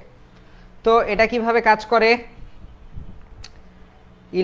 এই ভোল্টেজের, এই হাই ভোল্টেজের কারণে আগে এই পাশে কিন্তু রিপেলার ছিল, ওয়ান ক্যাভিটির ক্ষেত্রে এই পাশে রিপেলার ছিল। তো এখান দিয়ে ইলেকট্রন এসে এখানে ধাক্কা খেয়ে এই ক্যাভিটি দিয়ে বের হয়ে যায়, তো একটা ক্যাভিটি দিয়ে বের হয়ে যায়। তো কিন্তু এখানে কি করা, এটা হচ্ছে টু ক্যাভিটি ক্লাইস্ট্রন টিউবে, এখানে হচ্ছে কি বলে তোমার মাইক্রোওয়েভ উৎপন্ন করা হয় না, এখানে জাস্ট দুই প্রান্তেই হাই ভোল্টেজ দেওয়া হয়েছে, তার ফলে এখানে হচ্ছে এখানে মাইনাস উৎপন্ন হয় আর এখানে প্লাস উৎপন্ন হয়। হ্যাঁ, এই মাইনাসের কারণে হালকা পরিমাণ কি বলে ইলেকট্রন এখান থেকে ফ্লো হয়, আর বেশিরভাগ ইলেকট্রন বা মাইক্রোওয়েভ আসে এই যে এখান থেকে ইনপুট হয় বেশিরভাগ মাইক্রোওয়েভ। হ্যাঁ, তো এখান থেকে ইনপুট হয়ে ম্যাক্সিমাম ইলেকট্রন কি বলে মাইক্রোওয়েভ এই টিউবের ভিতর ঢুকে, আর এখান থেকেও কিছু মাইক্রোওয়েভ উৎপন্ন হয়। তো উৎপন্ন হয়ে কি হয়, তারা এই দিক দিয়ে ছোটাছুটি করে, এই দিক দিয়ে সামনের দিকে যাইতে থাকে। তো আগে এই পাশে কিন্তু মাইনাস ছিল, এখন এই পাশে কি আছে, এই পাশে প্লাস আছে, যার ফলে কি ইলেকট্রনের চার্জ হচ্ছে নেগেটিভ, এই পাশে চার্জ হচ্ছে পজিটিভ, সে এই দিকে টানতে থাকে। তো এখান থেকে ইলেকট্রন আসতেছে, এখান থেকেও ইলেকট্রন আসতেছে, ইলেকট্রন আসা মাইক্রোওয়েভ আসা একই কথাই। তো সবগুলো এই দিকে চলে যাচ্ছে। তো এই দিকে যাওয়ার ফলে এই দিকে তো আর যাওয়ার রাস্তা নাই বা বের হওয়ার রাস্তা নাই। তো সেখানে সে কি করবে, এই জায়গায় ক্যাচার ক্যাভিটিতে জমা হবে, সে এখানে ক্যাচ করবে, ইলেকট্রন বা মাইক্রোওয়েভকে ক্যাচ করবে, এবং লাস্টলি খুব দ্রুত এই আউটপুটে নলের মাধ্যমে বের হয়ে যাবে। তো ওয়ান ক্যাভিটি ক্লাইস্ট্রনের থেকে টু ক্যাভিটি ক্লাইস্ট্রনের অ্যাম্প্লিফিকেশনের হার অনেক বেশি, কারণ এর ক্যাভিটি বেশি, আর এটা হচ্ছে বাইরে থেকে তোমার মাইক্রোওয়েভ ইনপুট হিসেবে দেয়া হয়, এক্সট্রা করে মাইক্রোওয়েভ উৎপন্ন করে না সে, অল্প স্বল্প উৎপন্ন করলেও করতে পারে, কিন্তু এই ইলেকট্রনটা ব্যবহার করা হয় ইলেকট্রনের গতিকে বাড়ানোর জন্য। এর ফলে কি হয়, মাইক্রোওয়েভের গতি বাড়ে, ফ্রিকোয়েন্সি রেঞ্জও বাড়ে। তো এই হচ্ছে টু ক্যাভিটি ক্লাইস্ট্রন টিউব। ঠিক আছে, এটা রচনামূলক হিসেবে আসতে পারে, টু ক্যাভিটি ক্লাইস্ট্রন টিউবের অপারেশন ও বর্ণনা দাও। ঠিক আছে, এখানে আরও কথা আছে, ক্যাথোড, ফোকাসিং ইলেকট্রোড। ফোকাস হচ্ছে ইলেকট্রনগুলো, এই যে ইলেকট্রনগুলো, তো ইলেকট্রন তো এক ডিরেকশনে ছোটাছুটি করে না, বিভিন্ন ডিরেকশনে যাইতে পারে। তাকে এই যে একটা সমান্তরাল রাস্তায় প্রবাহিত করার জন্য কিছু কয়েল লাগানো থাকে, মানে ইলেকট্রোম্যাগনেটিক ওয়েভ দেওয়া হয় এই কয়েলের মাধ্যমে, যার ফলে ইলেকট্রনগুলো একটা সোজা লাইন বরাবর যেতে থাকে। ঠিক আছে, এই হচ্ছে cavity, two cavity klystron tube নিয়ে আলোচনা। এর পাশে মাল্টি ক্যাভিটি, এখানে তুমি শুধু টু ক্যাভিটি নিয়েই কথাবার্তা নাই, বা টু ক্যাভিটিতেই সীমাবদ্ধ নাই ক্লাইস্ট্রন টিউব। এখানে তুমি মাল্টি ক্যাভিটি দিতে পারো, অর্থাৎ একাধিক ক্যাভিটি দিয়ে দিতে পারো। হ্যাঁ, যত ক্যাভিটি দিবা মাইক্রোওয়েভ অসিলেশনের হার তত বাড়তে থাকবে। এরপরে এই অধ্যায়ের দ্বিতীয় যে টপিকটা দেখব সেটা হচ্ছে ট্রাভেলিং ওয়েভ টিউব। সেকেন্ড রচনা, এখান থেকে যদি রচনামূলক আসে এই দুইটার মধ্যে আসবে ইনশাল্লাহ। একটা হচ্ছে ট্রাভেলিং ওয়েভ টিউব, আর একটা হচ্ছে প্রথম যেটা পড়িয়েছি সেটা হচ্ছে টু ক্যাভিটি ক্লাইস্ট্রন টিউব। একটা হচ্ছে ট্রাভেলিং ওয়েভ টিউব, আর একটা হচ্ছে টু ক্যাভিটি ক্লাইস্ট্রন টিউব। ঠিক আছে, এটা হচ্ছে ট্রাভেলিং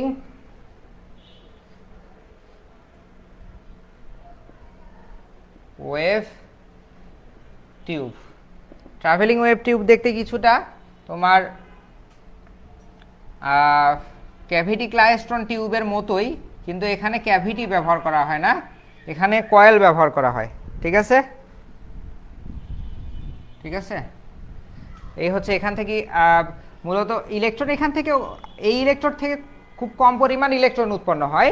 এই জায়গাটা আসলে অপশনাল, এখান থেকে অল্প পরিমাণে ইলেকট্রন আসতেছে, কিন্তু এই ইনপুট থেকে মূল মেইন মাইক্রোওয়েভটা ঢুকতেছে। যখনই এই দিক দিয়ে মাইক্রোওয়েভটা ঢোকে, তখনই এই রাস্তায় চলে আসে। এখান থেকে অল্প পরিমাণ ইলেকট্রন যাচ্ছে, যেটার গতি অনেক বেশি, কারণ এখানে হাই ভোল্টেজ দেওয়া হয়েছে। আর হচ্ছে কি বলে, ইনপুট থেকে যখনই এই জায়গায় তোমার এই পজিশনে, তোমার এই টিউবের পজিশনে ইলেকট্রন ঢুকতেছে, এই টিউবটি কিন্তু এতখানি না, এর থেকেও বড় থাকে আর কি। তো এই পজিশনে যখনই ঢুকতেছে তখন দেখে যে পিছন থেকে অনেক দ্রুত বেগে ইলেকট্রন আসতেছে, যার ফলে এই পজিশনের মাইক্রোওয়েভ বা ইলেকট্রনগুলো এই ইলেকট্রন থেকে ধাক্কা খেয়ে অতি দ্রুত ছোটাছুটি করে, এবং এই জায়গায় যেটা আছে সেটা হচ্ছে কালেক্টর, সে আরও গতি বৃদ্ধি করে। হ্যাঁ, ওই যে এর আগে দেখছিলাম না, এখানে যেটা ছিল টু ক্যাভিটি ক্লাইস্ট্রন টিউবে, এখানে পজিটিভ চার্জ ছিল, তো ট্রাভেলিং ওয়েভ টিউবে এখানেও পজিটিভ চার্জ থাকে। ওই একই প্রিন্সিপালেই কাজ করে, অর্থাৎ মাইক্রোওয়েভের গতি বৃদ্ধি করে। কিন্তু আগে হচ্ছে ক্যাভিটি ব্যবহার করা হতো, এখন জাস্ট কিছু কয়েল ব্যবহার করা হয়। এখানে একটা কয়েল ব্যবহার করা হয়েছে, উপরে ফোকাসিং ইলেকট্রোডের বদলেও কয়েল ব্যবহার করা হয়, এখানে একটা কয়েল ব্যবহার করা হয়, আর এখানে আরেকটা কয়েল ব্যবহার করা হয়। ঠিক আছে, এই হচ্ছে ট্রাভেলিং ওয়েভ টিউব, একই কাজ করে, দুইটাই মাইক্রোওয়েভ অসিলেশনের কাজ করে। তো এই হচ্ছে 4 অধ্যায়ের আলোচনা। 4 অধ্যায় থেকে এই দুইটা রচনামূলক তোমরা পড়তে পারো। পঞ্চম অধ্যায়,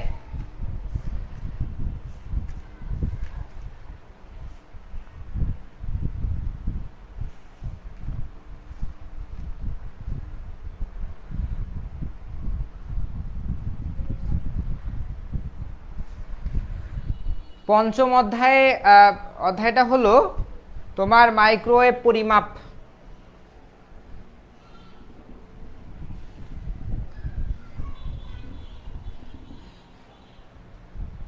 মাইক্রোওয়েভ পরিমাপ বা মাইক্রোওয়েভ মেজারমেন্ট।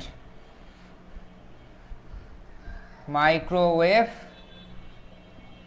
মেজারমেন্ট অর্থাৎ মাইক্রোওয়েভের রেঞ্জ কতখানি, ফ্রিকোয়েন্সি কতখানি, এটা আমরা কিভাবে পরিমাপ করব কিছু মিটারের সাহায্যে। হ্যাঁ, কিছু স্পেশাল মিটারের সাহায্যে মূলত মাইক্রোওয়েভকে মেজার করা হয় বা পরিমাপ করা হয়। তার মধ্যে অনেক ধরনের মিটার নিয়ে এখানে আলোচনা করা হয়েছে। প্রথমে হচ্ছে বলোমিটার নিয়ে আলোচনা করা হয়েছে। বলোমিটারটা দেখতে কীরকম হয়?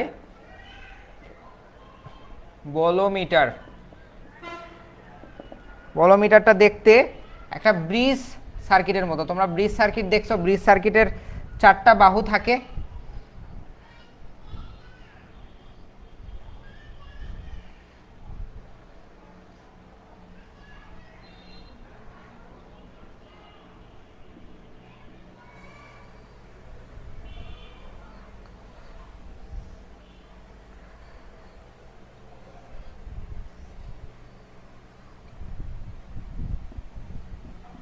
ঠিক আছে, এই হচ্ছে বলোমিটার। এটা একটা সাধারণ বলোমিটারের চিত্র যার সাহায্যে মূলত মাইক্রোওয়েভ পরিমাপ করা হয়। এখানে এই অধ্যায়ে আরও বিভিন্ন ধরনের মিটার নিয়ে আলোচনা করা হয়েছে। হ্যাঁ, সবগুলো মিটার প্রায় একই সিস্টেমেই কাজ করে, থার্মোকাপল বলো বলোমিটার বলো। হ্যাঁ, তো এখানে মূলত কি বলে ব্রিজ রেকটিফায়ার ব্যবহার করা হয় বলোমিটারের ক্ষেত্রে। বলোমিটারের ক্ষেত্রে কি ব্যবহার করা হয়? Bridge rectifier. হ্যাঁ, ব্রিজ রেকটিফায়ারের বৈশিষ্ট্য কি? এটা যদি এটার 4টা বাহু থাকে, এটা একটা, এটা একটা, এটা একটা, এটা একটা, তো 4টা ব্রিজ রেকটিফায়ার হতে, সরি ব্রিজ সার্কিট। হ্যাঁ, এটাকে বলা হয় উইস্টোন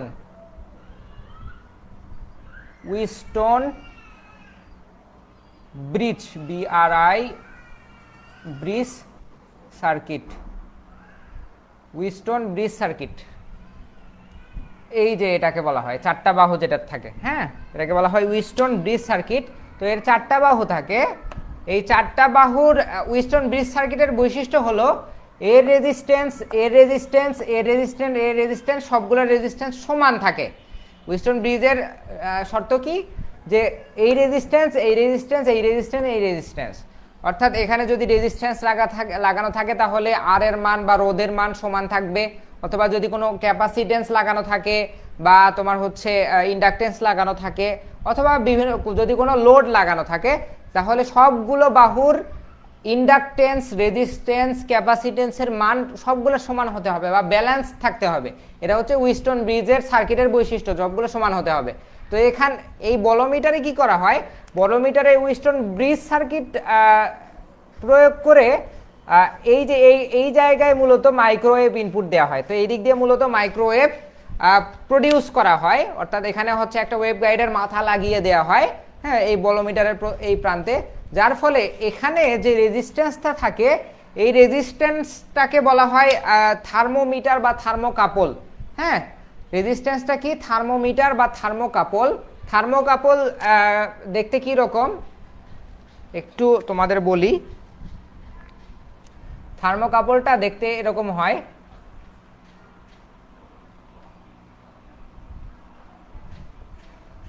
এরকম হয়, একটা রেজিস্ট্যান্সের মতোই,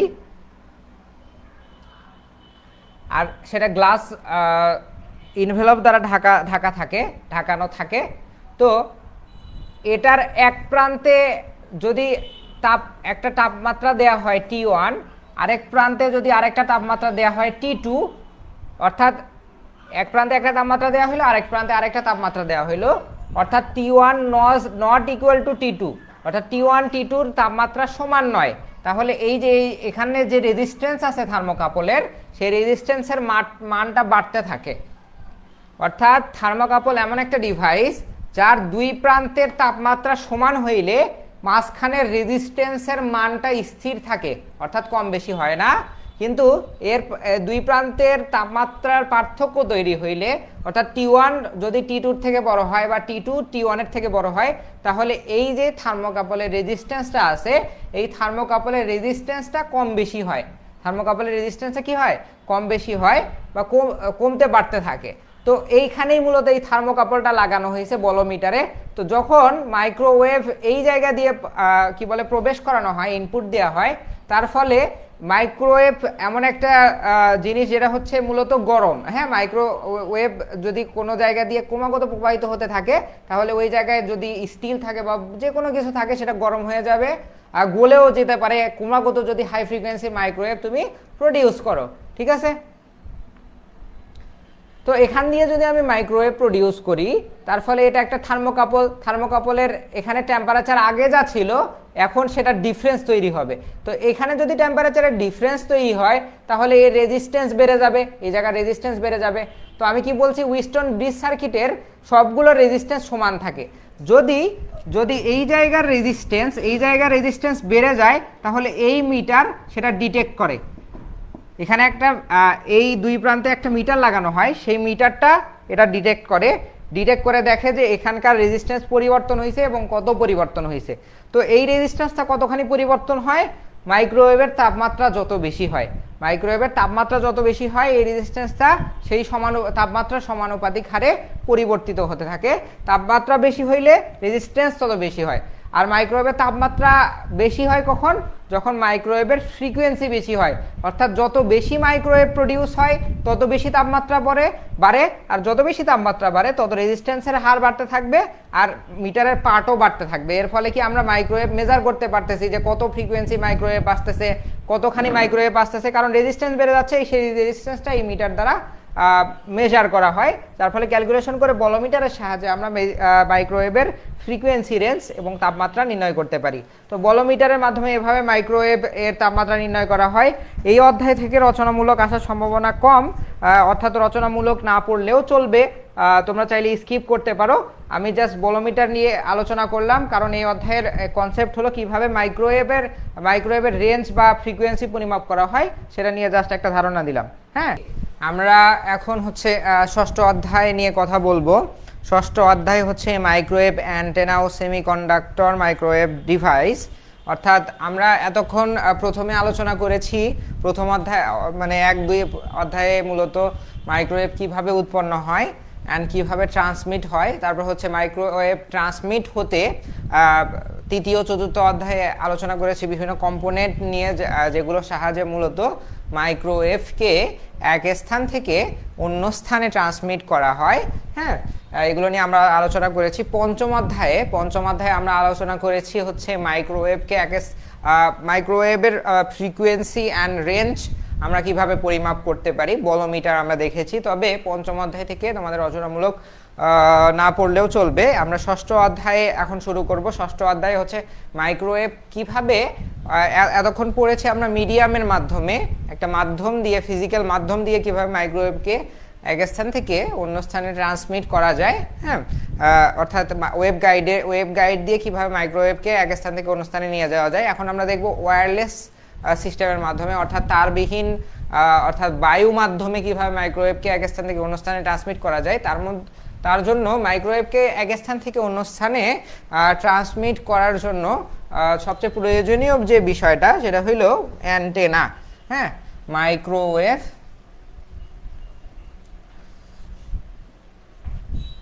অ্যান্টেনা।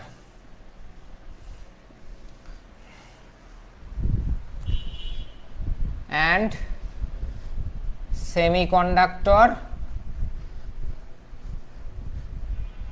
microwave device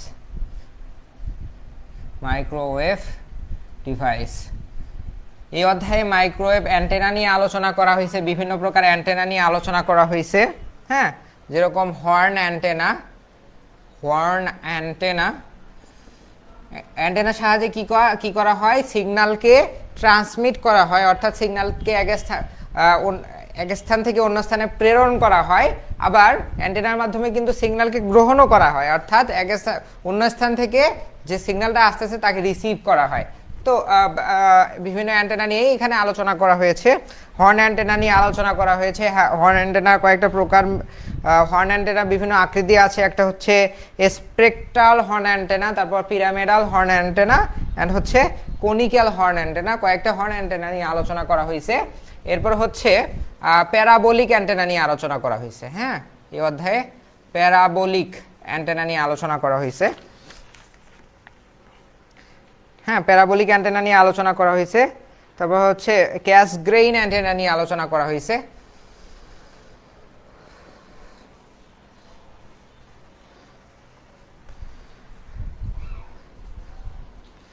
বিভিন্ন প্রকার অ্যান্টেনা নিয়ে আলোচনা করা হয়েছে। এরপরে দ্বিতীয় অংশে যেগুলো নিয়ে আলোচনা করা হয়েছে তার মধ্যে একটা হচ্ছে ভ্যারেক্টর ডায়োড। এটা হচ্ছে ভ্যারেক্টর ডায়োড কি, এটা হচ্ছে সেমিকন্ডাক্টর মাইক্রোওয়েভ ডিভাইস। আর একটা হচ্ছে প্যারামেট্রিক অ্যাম্প্লিফায়ার। এগুলো হচ্ছে সেমিকন্ডাক্টর দিয়ে তৈরি ডিভাইস, যেগুলো হচ্ছে মাইক্রোওয়েভ এক স্থান থেকে অন্য স্থানে প্রবাহিত করতে কাজে লাগে। এগুলো নিয়েই মূলত এই অধ্যায়ে আলোচনা করা হয়েছে দুইটা পার্টে। তো এই অধ্যায় থেকে আমরা পরীক্ষার জন্য যে কোশ্চেনটা পড়ব, মূলত এখানে আমরা পড়তে পারি প্যারাবোলিক ডিশ অ্যান্টেনা। হ্যাঁ, রচনামূলক হিসাবে আমরা পড়তে পারি প্যারাবোলিক ডিশ অ্যান্টেনা। এটা দেশ হয়ে গেল, dish antenna, parabolic dish antenna, এটা নিয়ে আমরা পড়াশোনা করতে পারি। হ্যাঁ, তো প্যারাবোলিক ডিশ অ্যান্টেনা আসলে কি রকম দেখতে হয়? এটা হচ্ছে প্যারাবোলার মতো। প্যারাবোলা মানে কি? উপবৃত্ত, অর্থাৎ এটা পুরোপুরি বৃত্তর মতো না, এটা হচ্ছে কিছুটা ডিম্বাকার, যার হচ্ছে দুইটা কেন্দ্র থাকে, এবং এটা যদি মাঝখান দিয়ে ভাগ করো, যদি একটা ডিম্বাকার আকৃতিকে মাঝখান দিয়ে ভাগ করো, এটা প্যারাবোলার একটা অংশ, এটা একটা প্যারাবোলার অংশ, যার মূলত দুইটা বৃত্ত থাকে যেগুলোকে বলা হয় উপকেন্দ্র, দুইটা কেন্দ্র থাকে যেগুলোকে বলা হয় উপকেন্দ্র।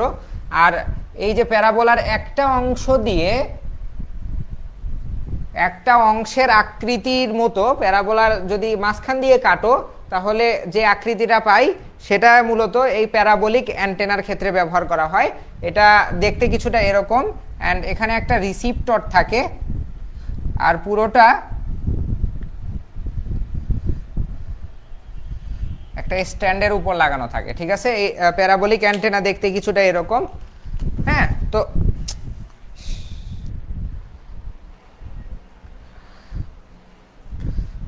তো সিগন্যাল মূলত এই প্যারাবোলিক স্ট্রাকচারের উপর এসে রিফ্লেক্ট হয়।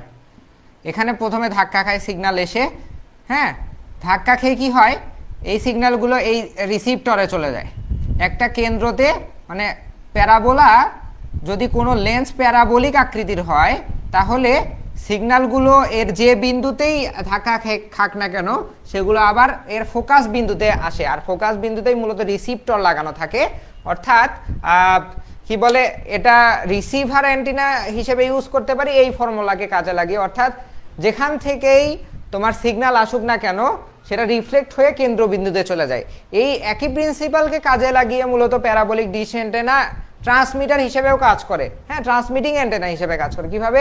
তুমি যদি এই রিসিপ্টর থেকে এখান থেকে সিগন্যাল প্রডিউস করো, তাহলে কি হবে, তুমি এখান থেকে তোমার অ্যান্টেনার যে কোনো প্রান্তে, যে কোনো বিন্দুতে যদি সিগন্যাল প্রডিউস করো, তো সেগুলো ঘুরে আবার যেই সিগন্যালে ফিরে আসছিল, এই সিগন্যালে আবার যেই ডিরেকশনে ফিরে আসছিল সেই ডিরেকশনেই আবার চলে যেতে পারে, অর্থাৎ ট্রান্সমিট হতে পারে। তো প্যারাবোলিক অ্যান্টেনা একই সাথে ট্রান্সমিটার, একই সাথে রিসিভার হিসেবে ব্যবহার করা যায়, বা রিসিভার এবং ট্রান্সমিটার হিসেবে ব্যবহার করার অন্যতম একটা মাধ্যম।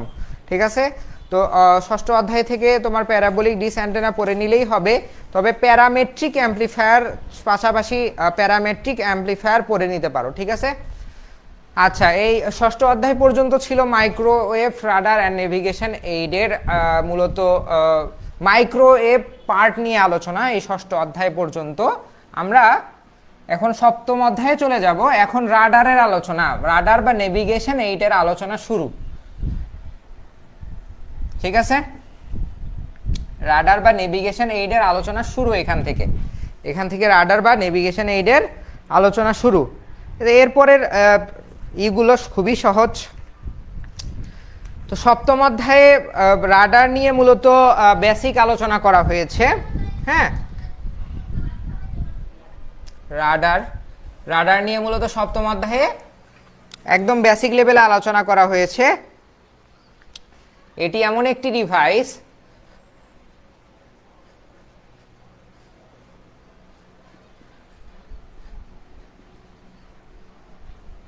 যা মাইক্রোওয়েভ ব্যবহার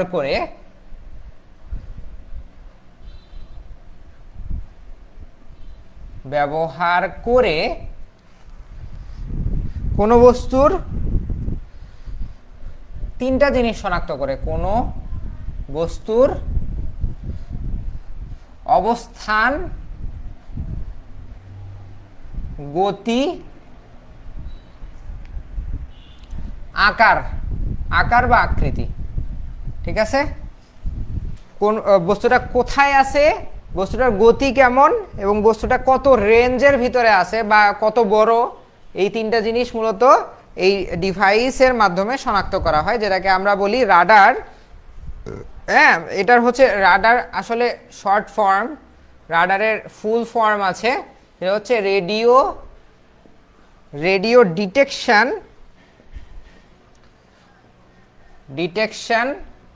and ranging. Radio detection and ranging হচ্ছে রাডারের ফুল ফর্ম। হ্যাঁ, তো বিভিন্ন প্রকার রাডার নিয়ে আলোচনা করা হয়েছে এই অধ্যায়ে তোমরা যেটা পড়বা সেটা হচ্ছে রাডার এর রেঞ্জ নির্ণয়ের সমীকরণ।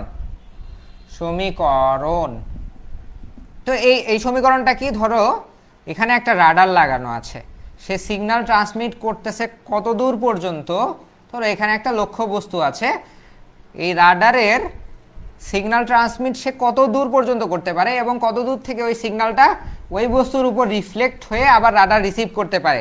এই যে দূরত্ব বা ডিস্টেন্সটা, এই ডিস্টেন্সটা নির্ণয় করার একটা ইকুয়েশন তোমাকে ডেভেলপ করে দেখাতে হবে রচনামূলক হিসেবে, যেটা আমি তোমাদের কি বলে কোর্সের ক্লাসে প্রমাণ করে দিয়েছি ফুল ইকুয়েশনটা। হ্যাঁ, ফুল ইকুয়েশনটা প্রমাণ করে দিয়েছি।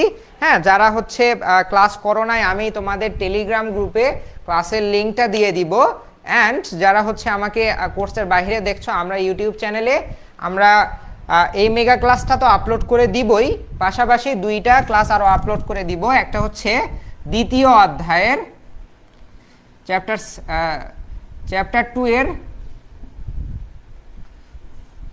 2 এর একটা প্রমাণ, এটা হচ্ছে ল্যামডার প্রমাণটা, আর হচ্ছে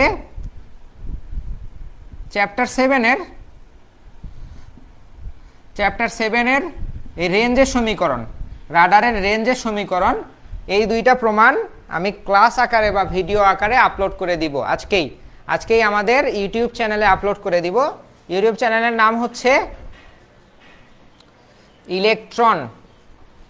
ইলেকট্রন বাই তানজিম, এই নামে ইউটিউব চ্যানেলটা খোলা আছে। ঠিক আছে,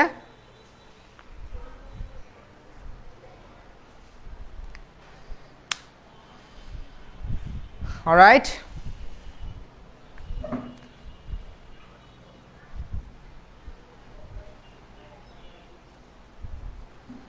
তো এই অধ্যায় থেকে আসলে এই রেঞ্জের সমীকরণটা আসবে।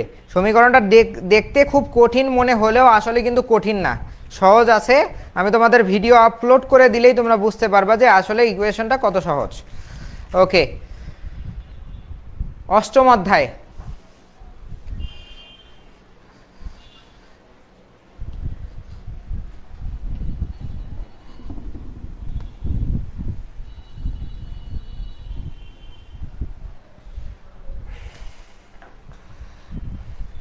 অষ্টম অধ্যায় হচ্ছে রাডার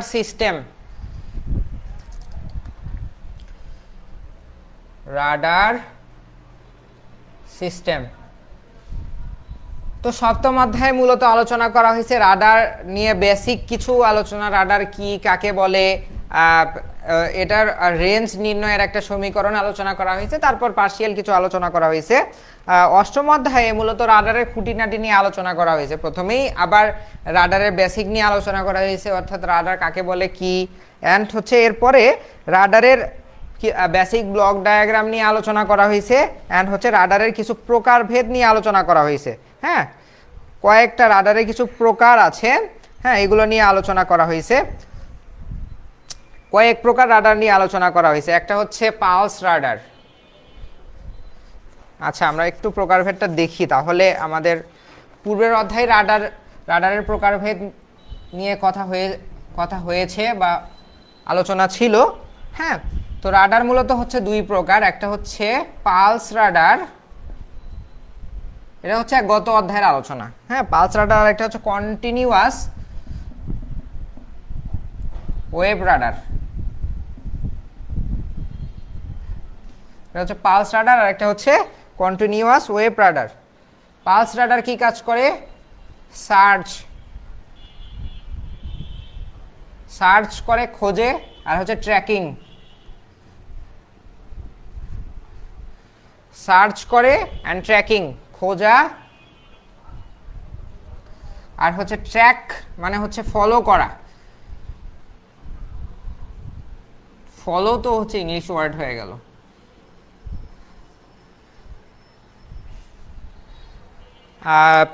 ট্র্যাকিং এর প্রপার বাংলা ওয়ার্ড কি হবে? ওয়েট,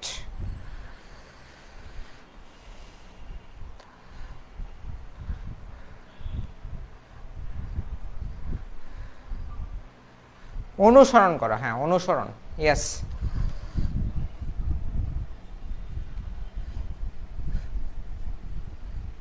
অনুসরণ, এটা হচ্ছে পালস রাডার হচ্ছে দুই প্রকার, একটা হচ্ছে সার্চ রাডার আর একটা হচ্ছে tracking radar. Continuous wave radar হচ্ছে দুই প্রকার, একটা হচ্ছে মডুলেটেড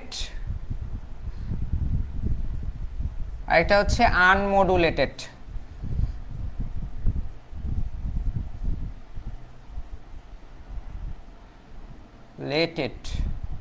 একটা হচ্ছে মডুলেটেড আর একটা হচ্ছে আনমডুলেটেড, ঠিক আছে?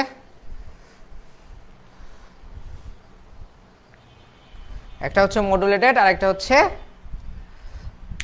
আনমডুলেটেড। তো পালস রাডার কি, ট্র্যাকিং রাডার কি, এই জিনিসটা আমাদের জানা প্রয়োজন। পালস রাডার হচ্ছে, এগুলো হচ্ছে ইনপুট আউটপুটের উপর ভিত্তি করে আসলে নামকরণ করা হয়েছে। যে রাডার মানে হচ্ছে, এটা হচ্ছে রাডার আর এটা হচ্ছে লক্ষ্যবস্তু, তো এদের মধ্যে সিগন্যাল আদান প্রদান হয়। এই সিগন্যালের ভিত্তিতে মূলত রাডারের প্রকারভেদ করা হয়, রাডারকে বিভিন্ন প্রকারে ভাগ করা হয়। তো পালস রাডার কি, যে রাডার একটার পর একটা সিগন্যাল মানে পালস আকারে পাঠায়। হ্যাঁ, একটা সিগন্যাল গেছে, সেটা ফিরে আসছে, আবার কিছুক্ষণ পর আরেকটা সিগন্যাল গেছে এবং আবার ফিরে আসছে। ওই যে কিছু রাডার দেখবা যে রাডার স্ক্রিনে বিপ বিপ করে। হ্যাঁ, তো একবার হচ্ছে একটা পালস গেছে, ওই ধরো একটা ডিসপ্লেতে একটা রাডারের স্ক্যানিং দেখতে পাচ্ছ, একবার একটা পালস আসছে আবার নাই হয়ে গেছে, আবার এখানে একটা পালস আসছে আবার নাই হয়ে গেছে, আবার এখানে একটা পালস আসছে নাই, আবার নাই হয়ে গেছে, আবার পালস আসছে নাই হয়ে গেছে। তো একটা একটা করে পালস যায় এবং ওই রাডার হচ্ছে লক্ষ্যবস্তুর অবস্থান শনাক্ত করে প্রত্যেকটা পালস পর পর। হ্যাঁ, নির্দিষ্ট সময় পর পর একটা পালস দিয়ে রাডারের লক্ষ্যবস্তু ও গতি শনাক্ত করে। এই রাডারকে মূলত ট্র্যাকিং রাডার বলা হয়, পালস রাডার বলা হয়। পালস রাডার দুইটা কাজ করে, একটা হচ্ছে সার্চ করে আর একটা ট্র্যাকিং করে। অর্থাৎ আসলে সার্চ আর ট্র্যাকিং এর মধ্যে সম্পর্ক কি বা পার্থক্য কি?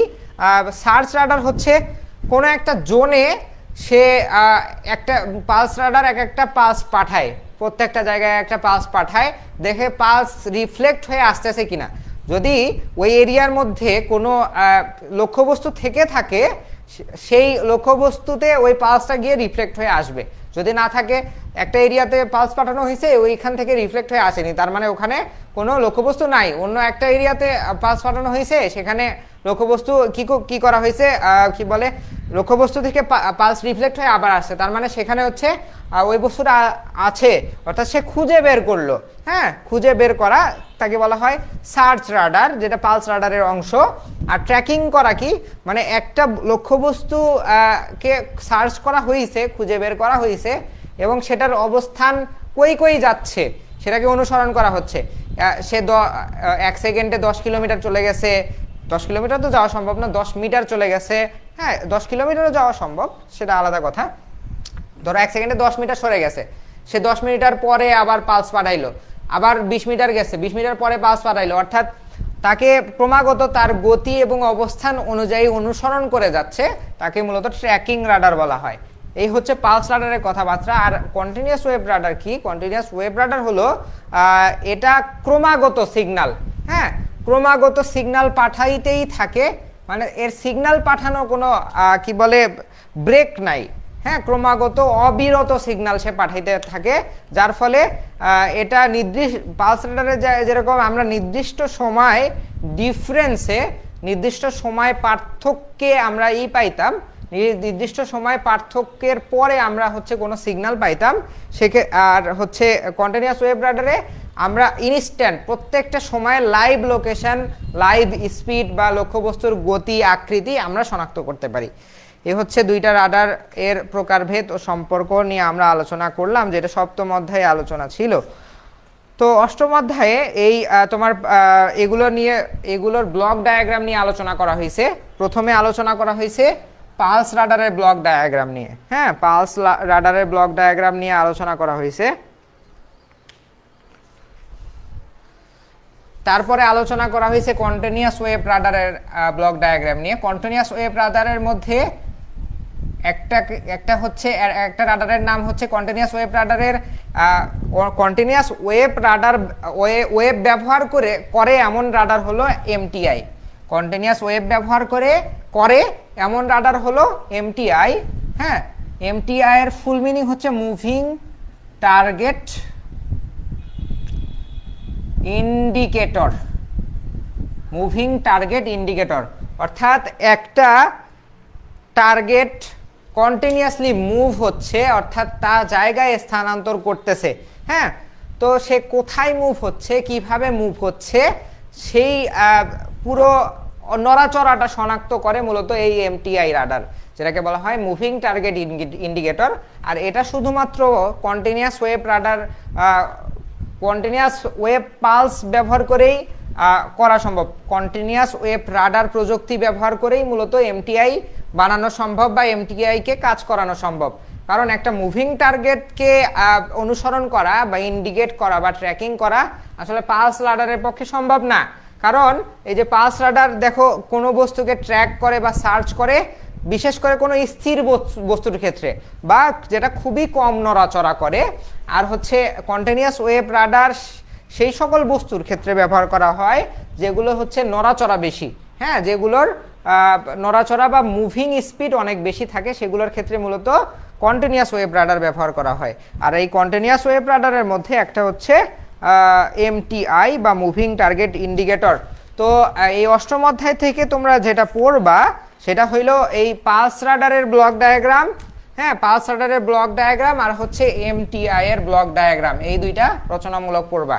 হ্যাঁ, পালস রাডারের ব্লক ডায়াগ্রাম এন্ড হচ্ছে মুভিং টার্গেট ইন্ডিকেটর বা এমটিআই এর ব্লক ডায়াগ্রাম। ওকে, আচ্ছা, নবম অধ্যায়।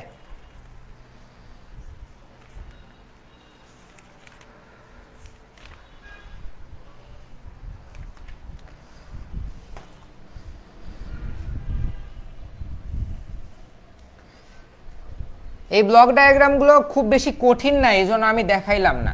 ঠিক আছে, যেগুলো কঠিন এগুলো আমি দেখাই দিচ্ছি, বা তোমাদের কি বলে যেই ক্লাসগুলো আমি কোর্সে নিয়েছি সেগুলো আমি শেয়ার করে দিব, যেগুলো একটু কঠিন। আর যেগুলো তোমরা পড়লেই পারবে এগুলো দেখানোর প্রয়োজন বোধ করছি না। ঠিক আছে, tracking and imaging radar. Tracking and imaging radar অর্থাৎ একটা রাডার কিভাবে কোনো বস্তুকে অনুসরণ করে এবং ওই যে বস্তুকে অনুসরণ করলো তার ছবি বা ডিসপ্লে কিভাবে করে, তার সিগন্যালকে কিভাবে ডিসপ্লে করে, এই সম্পর্কে নবম অধ্যায়ে আলোচনা করা আছে। আমি নবম অধ্যায়টা স্কিপ করব, এখান থেকে তোমরা সংক্ষিপ্ত এবং অতি সংক্ষিপ্ত পড়ে নিলেই হবে। এই অধ্যায় থেকে রচনামূলক আসার সম্ভাবনা খুবই কম। হ্যাঁ, এই অধ্যায় থেকে রচনামূলক আসার সম্ভাবনা খুবই কম। হ্যাঁ, এরপর হচ্ছে দশম অধ্যায় হচ্ছে রাডার ডিসপ্লে নিয়ে আলোচনা করা হয়েছে। সেম তোমার এই যে রাডার ইমেজিং, এটাই হচ্ছে রাডার ডিসপ্লের অংশ। অর্থাৎ নবম অধ্যায়ে যে আলোচনাটা করা হয়েছে সেটাই হচ্ছে দশম অধ্যায়ে একটু কোলাবোরেট করে মানে ইলাবোরেট করা হয়েছে, অর্থাৎ আরেকটু ডিটেইলে আলোচনা করা হয়েছে। এখানে রাডারের ডিসপ্লে নিয়ে আলোচনা করা হয়েছে, যেটা আমি তোমাদের ক্লাসে ডিটেইলে আলোচনা করেছি। হ্যাঁ, রাডার ডিসপ্লে নিয়ে এখানে বিভিন্ন প্রকার ডিসপ্লে নিয়ে আলোচনা করা হয়েছে। Class A, class B and হচ্ছে ক্লাস এ, ক্লাস বি না, আসলে এ স্কোপ আর হচ্ছে B scope and C scope. এগুলো আমি প্রত্যেকটাই তোমাদের ক্লাসে একদম ডিটেইলে আলোচনা করেছি, ঠিক আছে? যারা ক্লাস করনি তারা এখন একবারে ডেফিনেটলি বুঝে যাবা যে আসলে আগে থেকে পড়াশোনা না করলে যা হয়। হ্যাঁ, কারণ এই সাবজেক্টগুলো ভাই কঠিন, এক কথায় সহজ, মানে ক্লিয়ার কাট কথা বলতে আমি পছন্দ করি, এই সাবজেক্টগুলো কঠিন। হ্যাঁ, আমি কোর্সে ক্লাস করাইছি, তুমি কোর্সে ভর্তি হয়েছো, ক্লাস এখন তোমার করণীয় কি ছিল? প্রত্যেকটা ক্লাস আমি যখন করাই তখন রেগুলারিটি মেনটেন করে তুমি লাইভ ক্লাস, অনেকের লাইভ সবচেয়ে ভালো প্রেফারেবল তো লাইভ ক্লাস করে নেওয়া। যখন ক্লাস হচ্ছে তখন আমি তোমাদের টেলিগ্রাম গ্রুপে লিংক দিয়ে দেই, সেই অনুযায়ী অনেকে ক্লাস করে নেয়, তবে বেশিরভাগই আমি দেখেছি লাইভ ক্লাসে জয়েন করে না। ভালো কথা, লাইভ ক্লাসে জয়েন করলা না তোমরা, হচ্ছে তারপরে সময় পেলে অনেকে রেকর্ডিং দেখে নেয়, কিন্তু পরীক্ষা আসার আগে অনেকের মনে হয় হ্যাঁ আমি তো কোর্স কিনছিলাম, এখন ভাই আমারে কি করবেন, পাস করায় দেন, আমারে পাস করায় দেন কোনোভাবে, আমি তো আর পড়াশোনাও করি নাই, ক্লাসও করি নাই, হ্যাঁ আমাকে পাস করায় দেন, আমি কোর্সে ভর্তি হয়েছি, এখন আর আমি কিছু জানি না। ভাই পাস করানোর দায়িত্ব আমার না, হ্যাঁ পাস করানোর দায়িত্ব আমার না, পরীক্ষার খাতায় তোমাকেই লিখতে হবে, তোমাকে লিখতে হবে, তুমি কিভাবে লিখবা এটা তোমার দায়িত্ব, আর পরীক্ষার খাতায় লেখার জন্য তোমাকে পড়াশোনা করতে হবে, তুমি কিভাবে পড়াশোনা করবা এটা বুঝাই দেওয়া আমার দায়িত্ব। হ্যাঁ, তুমি কিভাবে পড়াশোনা করবা, কি পড়াশোনা করবা এবং কোন কোন জিনিস পড়াশোনা করবা সেটা বুঝাই দেয়া, এটা আমার দায়িত্ব। হ্যাঁ, কিন্তু তোমাকে পড়াশোনা করানো আমার দায়িত্ব না, তোমার পড়াশোনা তোমার নিজ দায়িত্বে করতে হবে। এই যে এই ক্লাসগুলো কিন্তু আমি কোর্সে, আমি এখন পড়াচ্ছি না, জাস্ট তোমাদের বলে দিচ্ছি, কোর্সে আমি ডিটেইলে প্রত্যেকটা অধ্যায় আলোচনা করেছি। এখন যদি তোমরা ক্লাস না করো ভাই, হ্যাঁ আমার কিছু করার নেই, আমার কিছু করার নেই, তো ক্লাস করতে হবে। তোমরা এই প্রত্যেকটা অধ্যায় ক্লাস করে নিবা। নবম দশম অধ্যায় থেকে রচনামূলক আসার সম্ভাবনা নাই। হ্যাঁ, 11তম অধ্যায় লাস্টের যে অধ্যায়টা আছে, লাস্টের অধ্যায় থেকে রচনামূলক আসতে পারে। লাস্টের অধ্যায় থেকে নেভিগেশন এইড নিয়ে আলোচনা করা হয়েছে, এখানেও রাডার নিয়েই কথা বলা হয়েছে। লাস্ট অধ্যায় যেটা, সেটা হচ্ছে radio and navigation aid, radio and navigation aid, radio and navigation aid, এটা হচ্ছে লাস্টের অধ্যায়, অর্থাৎ বাদ বাকি আমরা প্রথম যেগুলো অধ্যায় নিয়ে আলোচনা করলাম সেটা হচ্ছে মাইক্রোওয়েভ নিয়ে আলোচনা করা হয়েছে, সে মাঝখানের অধ্যায়গুলো আর রাডার নিয়ে আলোচনা করা হয়েছে, বিশেষ করে 7, 8, 9 অধ্যায় পর্যন্ত, 7, 8, 9, 10 অধ্যায় পর্যন্ত মূলত রাডার নিয়ে আলোচনা করা হয়েছে। এরপরে নেভিগেশন এইড নিয়ে আলোচনা করা হয়েছে। এই অধ্যায় থেকে তোমরা পড়বা দুইটা জিনিস। হ্যাঁ, ওকে, এগুলো মজার মজার জিনিস আছে, এখান থেকে দুইটা জিনিস পড়বা, একটা হচ্ছে ভোর। হ্যাঁ, ভোর কি? ভোর হলো দৌড় খোলো সেই ভোর? নট এক্স্যাক্টলি, এটা হচ্ছে ভেরি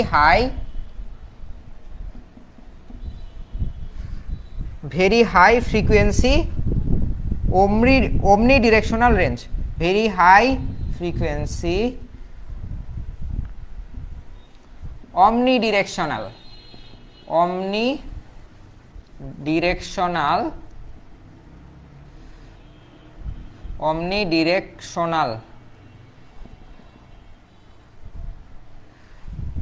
range,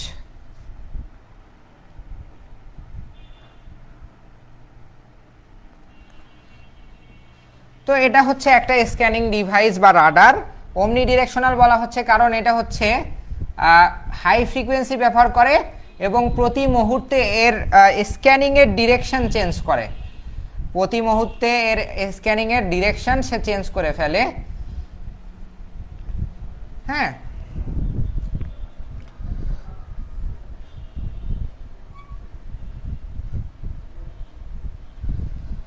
তো 0 থেকে শুরু হয়, ধরো এটা হচ্ছে আমি 0 ডিগ্রি ধরলাম এই পাশে, তারপর এটা হচ্ছে কত 90 হয়েছে, তারপর এটা 180, এটা হচ্ছে 270, এরপর আবার সে ওই অ্যাঙ্গেলেই চলে আসছে।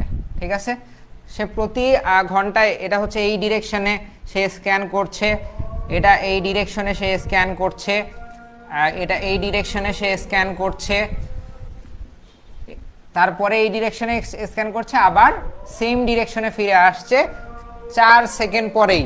মানে প্রত্যেকটা সেকেন্ডে সে তার স্ক্যানিং এর ডিরেকশন চেঞ্জ করে, এই জন্য এটাকে বলা হয় ভাই ওমনি ডিরেকশনাল। ওমনি ডিরেকশনাল মানে হচ্ছে সে যে কোনো ডিরেকশনে হাই ফ্রিকোয়েন্সি দ্বারা স্ক্যান করতে পারে। হ্যাঁ, এটা অন কাইন্ড অফ রাডার। এরপরে আলোচনা করা হয়েছে ডিএমই। হ্যাঁ, এরপরে যেটা আলোচনা করা হয়েছে সেটা হচ্ছে ডিএমই। ডিএমইটা কি? Distance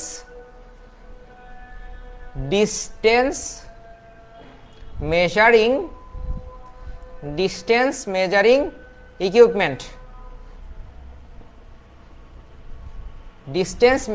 equipment. হ্যাঁ, যার সাহায্যে মূলত এখানে মূলত রিসিভার আর ট্রান্সমিটার নিয়ে গঠিত, অর্থাৎ এক বস্তুতে রিসিভার লাগানো থাকে আর এক বস্তুতে ট্রান্সমিটার লাগানো থাকে। তো এই ট্রান্সমিটার থেকে রিসিভারের দূরত্ব কতখানি, এটা মূলত বিভিন্ন এর সাথে আরও কিছু ব্লকে ডিভাইস দেওয়া আছে, ওই ডিভাইসগুলো প্রসেস করে একটা কি বলে বস্তু থেকে আরেকটা বস্তুর দূরত্ব কতখানি সেই ডিস্টেন্সটা মেজার করা হয় বা পরিমাপ করা হয়। এটাই মূলত ডিএমই। এর ব্লক ডায়াগ্রাম সম্পর্কে তোমার রচনামূলক আসতে পারে। আর এই ভোর বা কি বলে ভেরি হাই ফ্রিকোয়েন্সি ওমনি ডিরেকশনাল রেঞ্জ, এটার বর্ণনা আসতে পারে। তো এই অধ্যায় থেকে এই দুইটা রচনামূলক আসতে পারে, তোমরা চাইলে পড়ে নিতে পারো। মাগরিবের সময় হয়ে গেছে, আমি জাস্ট বইটা আরেকবার রিভিউ করব যে তোমরা কি কি পড়বা আসলে। প্রথম অধ্যায় থেকে তোমরা হচ্ছে কি বলে ডিস্ক সিল টিউব এর বর্ণনাটা পড়তে পারো। Acorn tube, disk seal tube আমি দুইটাই দেখাই দিছি। হ্যাঁ, দুইটাই একটু তাতে থাকবা। দ্বিতীয় অধ্যায়ে তোমার হচ্ছে কাট অফ ওয়েভলেন্থ আর হচ্ছে ফ্রি স্পেস ওয়েভলেন্থের সম্পর্ক, এই সম্পর্কটা পড়বা। এটা আমি হচ্ছে আমাদের ইউটিউব চ্যানেলে আমি ক্লাসটা আপলোড করে দিব, অর্থাৎ এই সম্পর্কের প্রমাণটা। অ্যান্ড তৃতীয় অধ্যায় থেকে কি পড়বা? তৃতীয় অধ্যায় থেকে তোমরা ডিরেকশনাল কাপলার যেটা আছে এটা পড়বা, আমি এটা দেখাই দিছি ক্লাসে। হ্যাঁ, চতুর্থ অধ্যায় থেকে মানে এখানে বিভিন্ন টিউব নিয়ে আলোচনা করা হয়েছে। আমরা 2 ক্যাভিটি ক্লাইস্ট্রন, 1 ক্যাভিটি ক্লাইস্ট্রন দেখাইছি, তার মধ্যে 2 ক্যাভিটি ক্লাইস্ট্রন টিউবটা পড়বা। অ্যান্ড ট্রাভেলিং ওয়েভ টিউব, এই দুইটা টিউব নিয়ে পড়াশোনা করবা। পঞ্চম অধ্যায় থেকে বলছি রচনামূলক পড়তে হবে না, তবুও আমি বোলোমিটারের রচনামূলকটা একটু দেখাই দিছি। ষষ্ঠ অধ্যায় থেকে প্যারাবোলিক অ্যান্টেনাটা পড়বা, অ্যান্ড হচ্ছে প্যারামেট্রিক অ্যাম্প্লিফায়ার, এই দুইটা পড়বা। তবে প্যারাবোলিক অ্যান্টেনার রচনামূলকটা ইম্পর্টেন্ট। সপ্তম অধ্যায় থেকে রাডার রেঞ্জের সমীকরণ, এটা পড়বা। আমি বলছি এটাও, এই সমীকরণটার প্রমাণ আমি হচ্ছে ইউটিউব চ্যানেলে আপলোড করে দিব।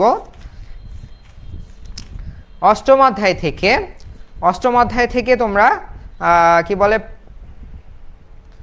পালস রাডারের দুইটা ব্লক ডায়াগ্রাম পড়তে বলছি। একটা হচ্ছে পালস রাডারের ব্লক ডায়াগ্রাম, আর একটা হচ্ছে এমটিআই, মানে হচ্ছে হ্যাঁ এই দুইটাই তো নাকি?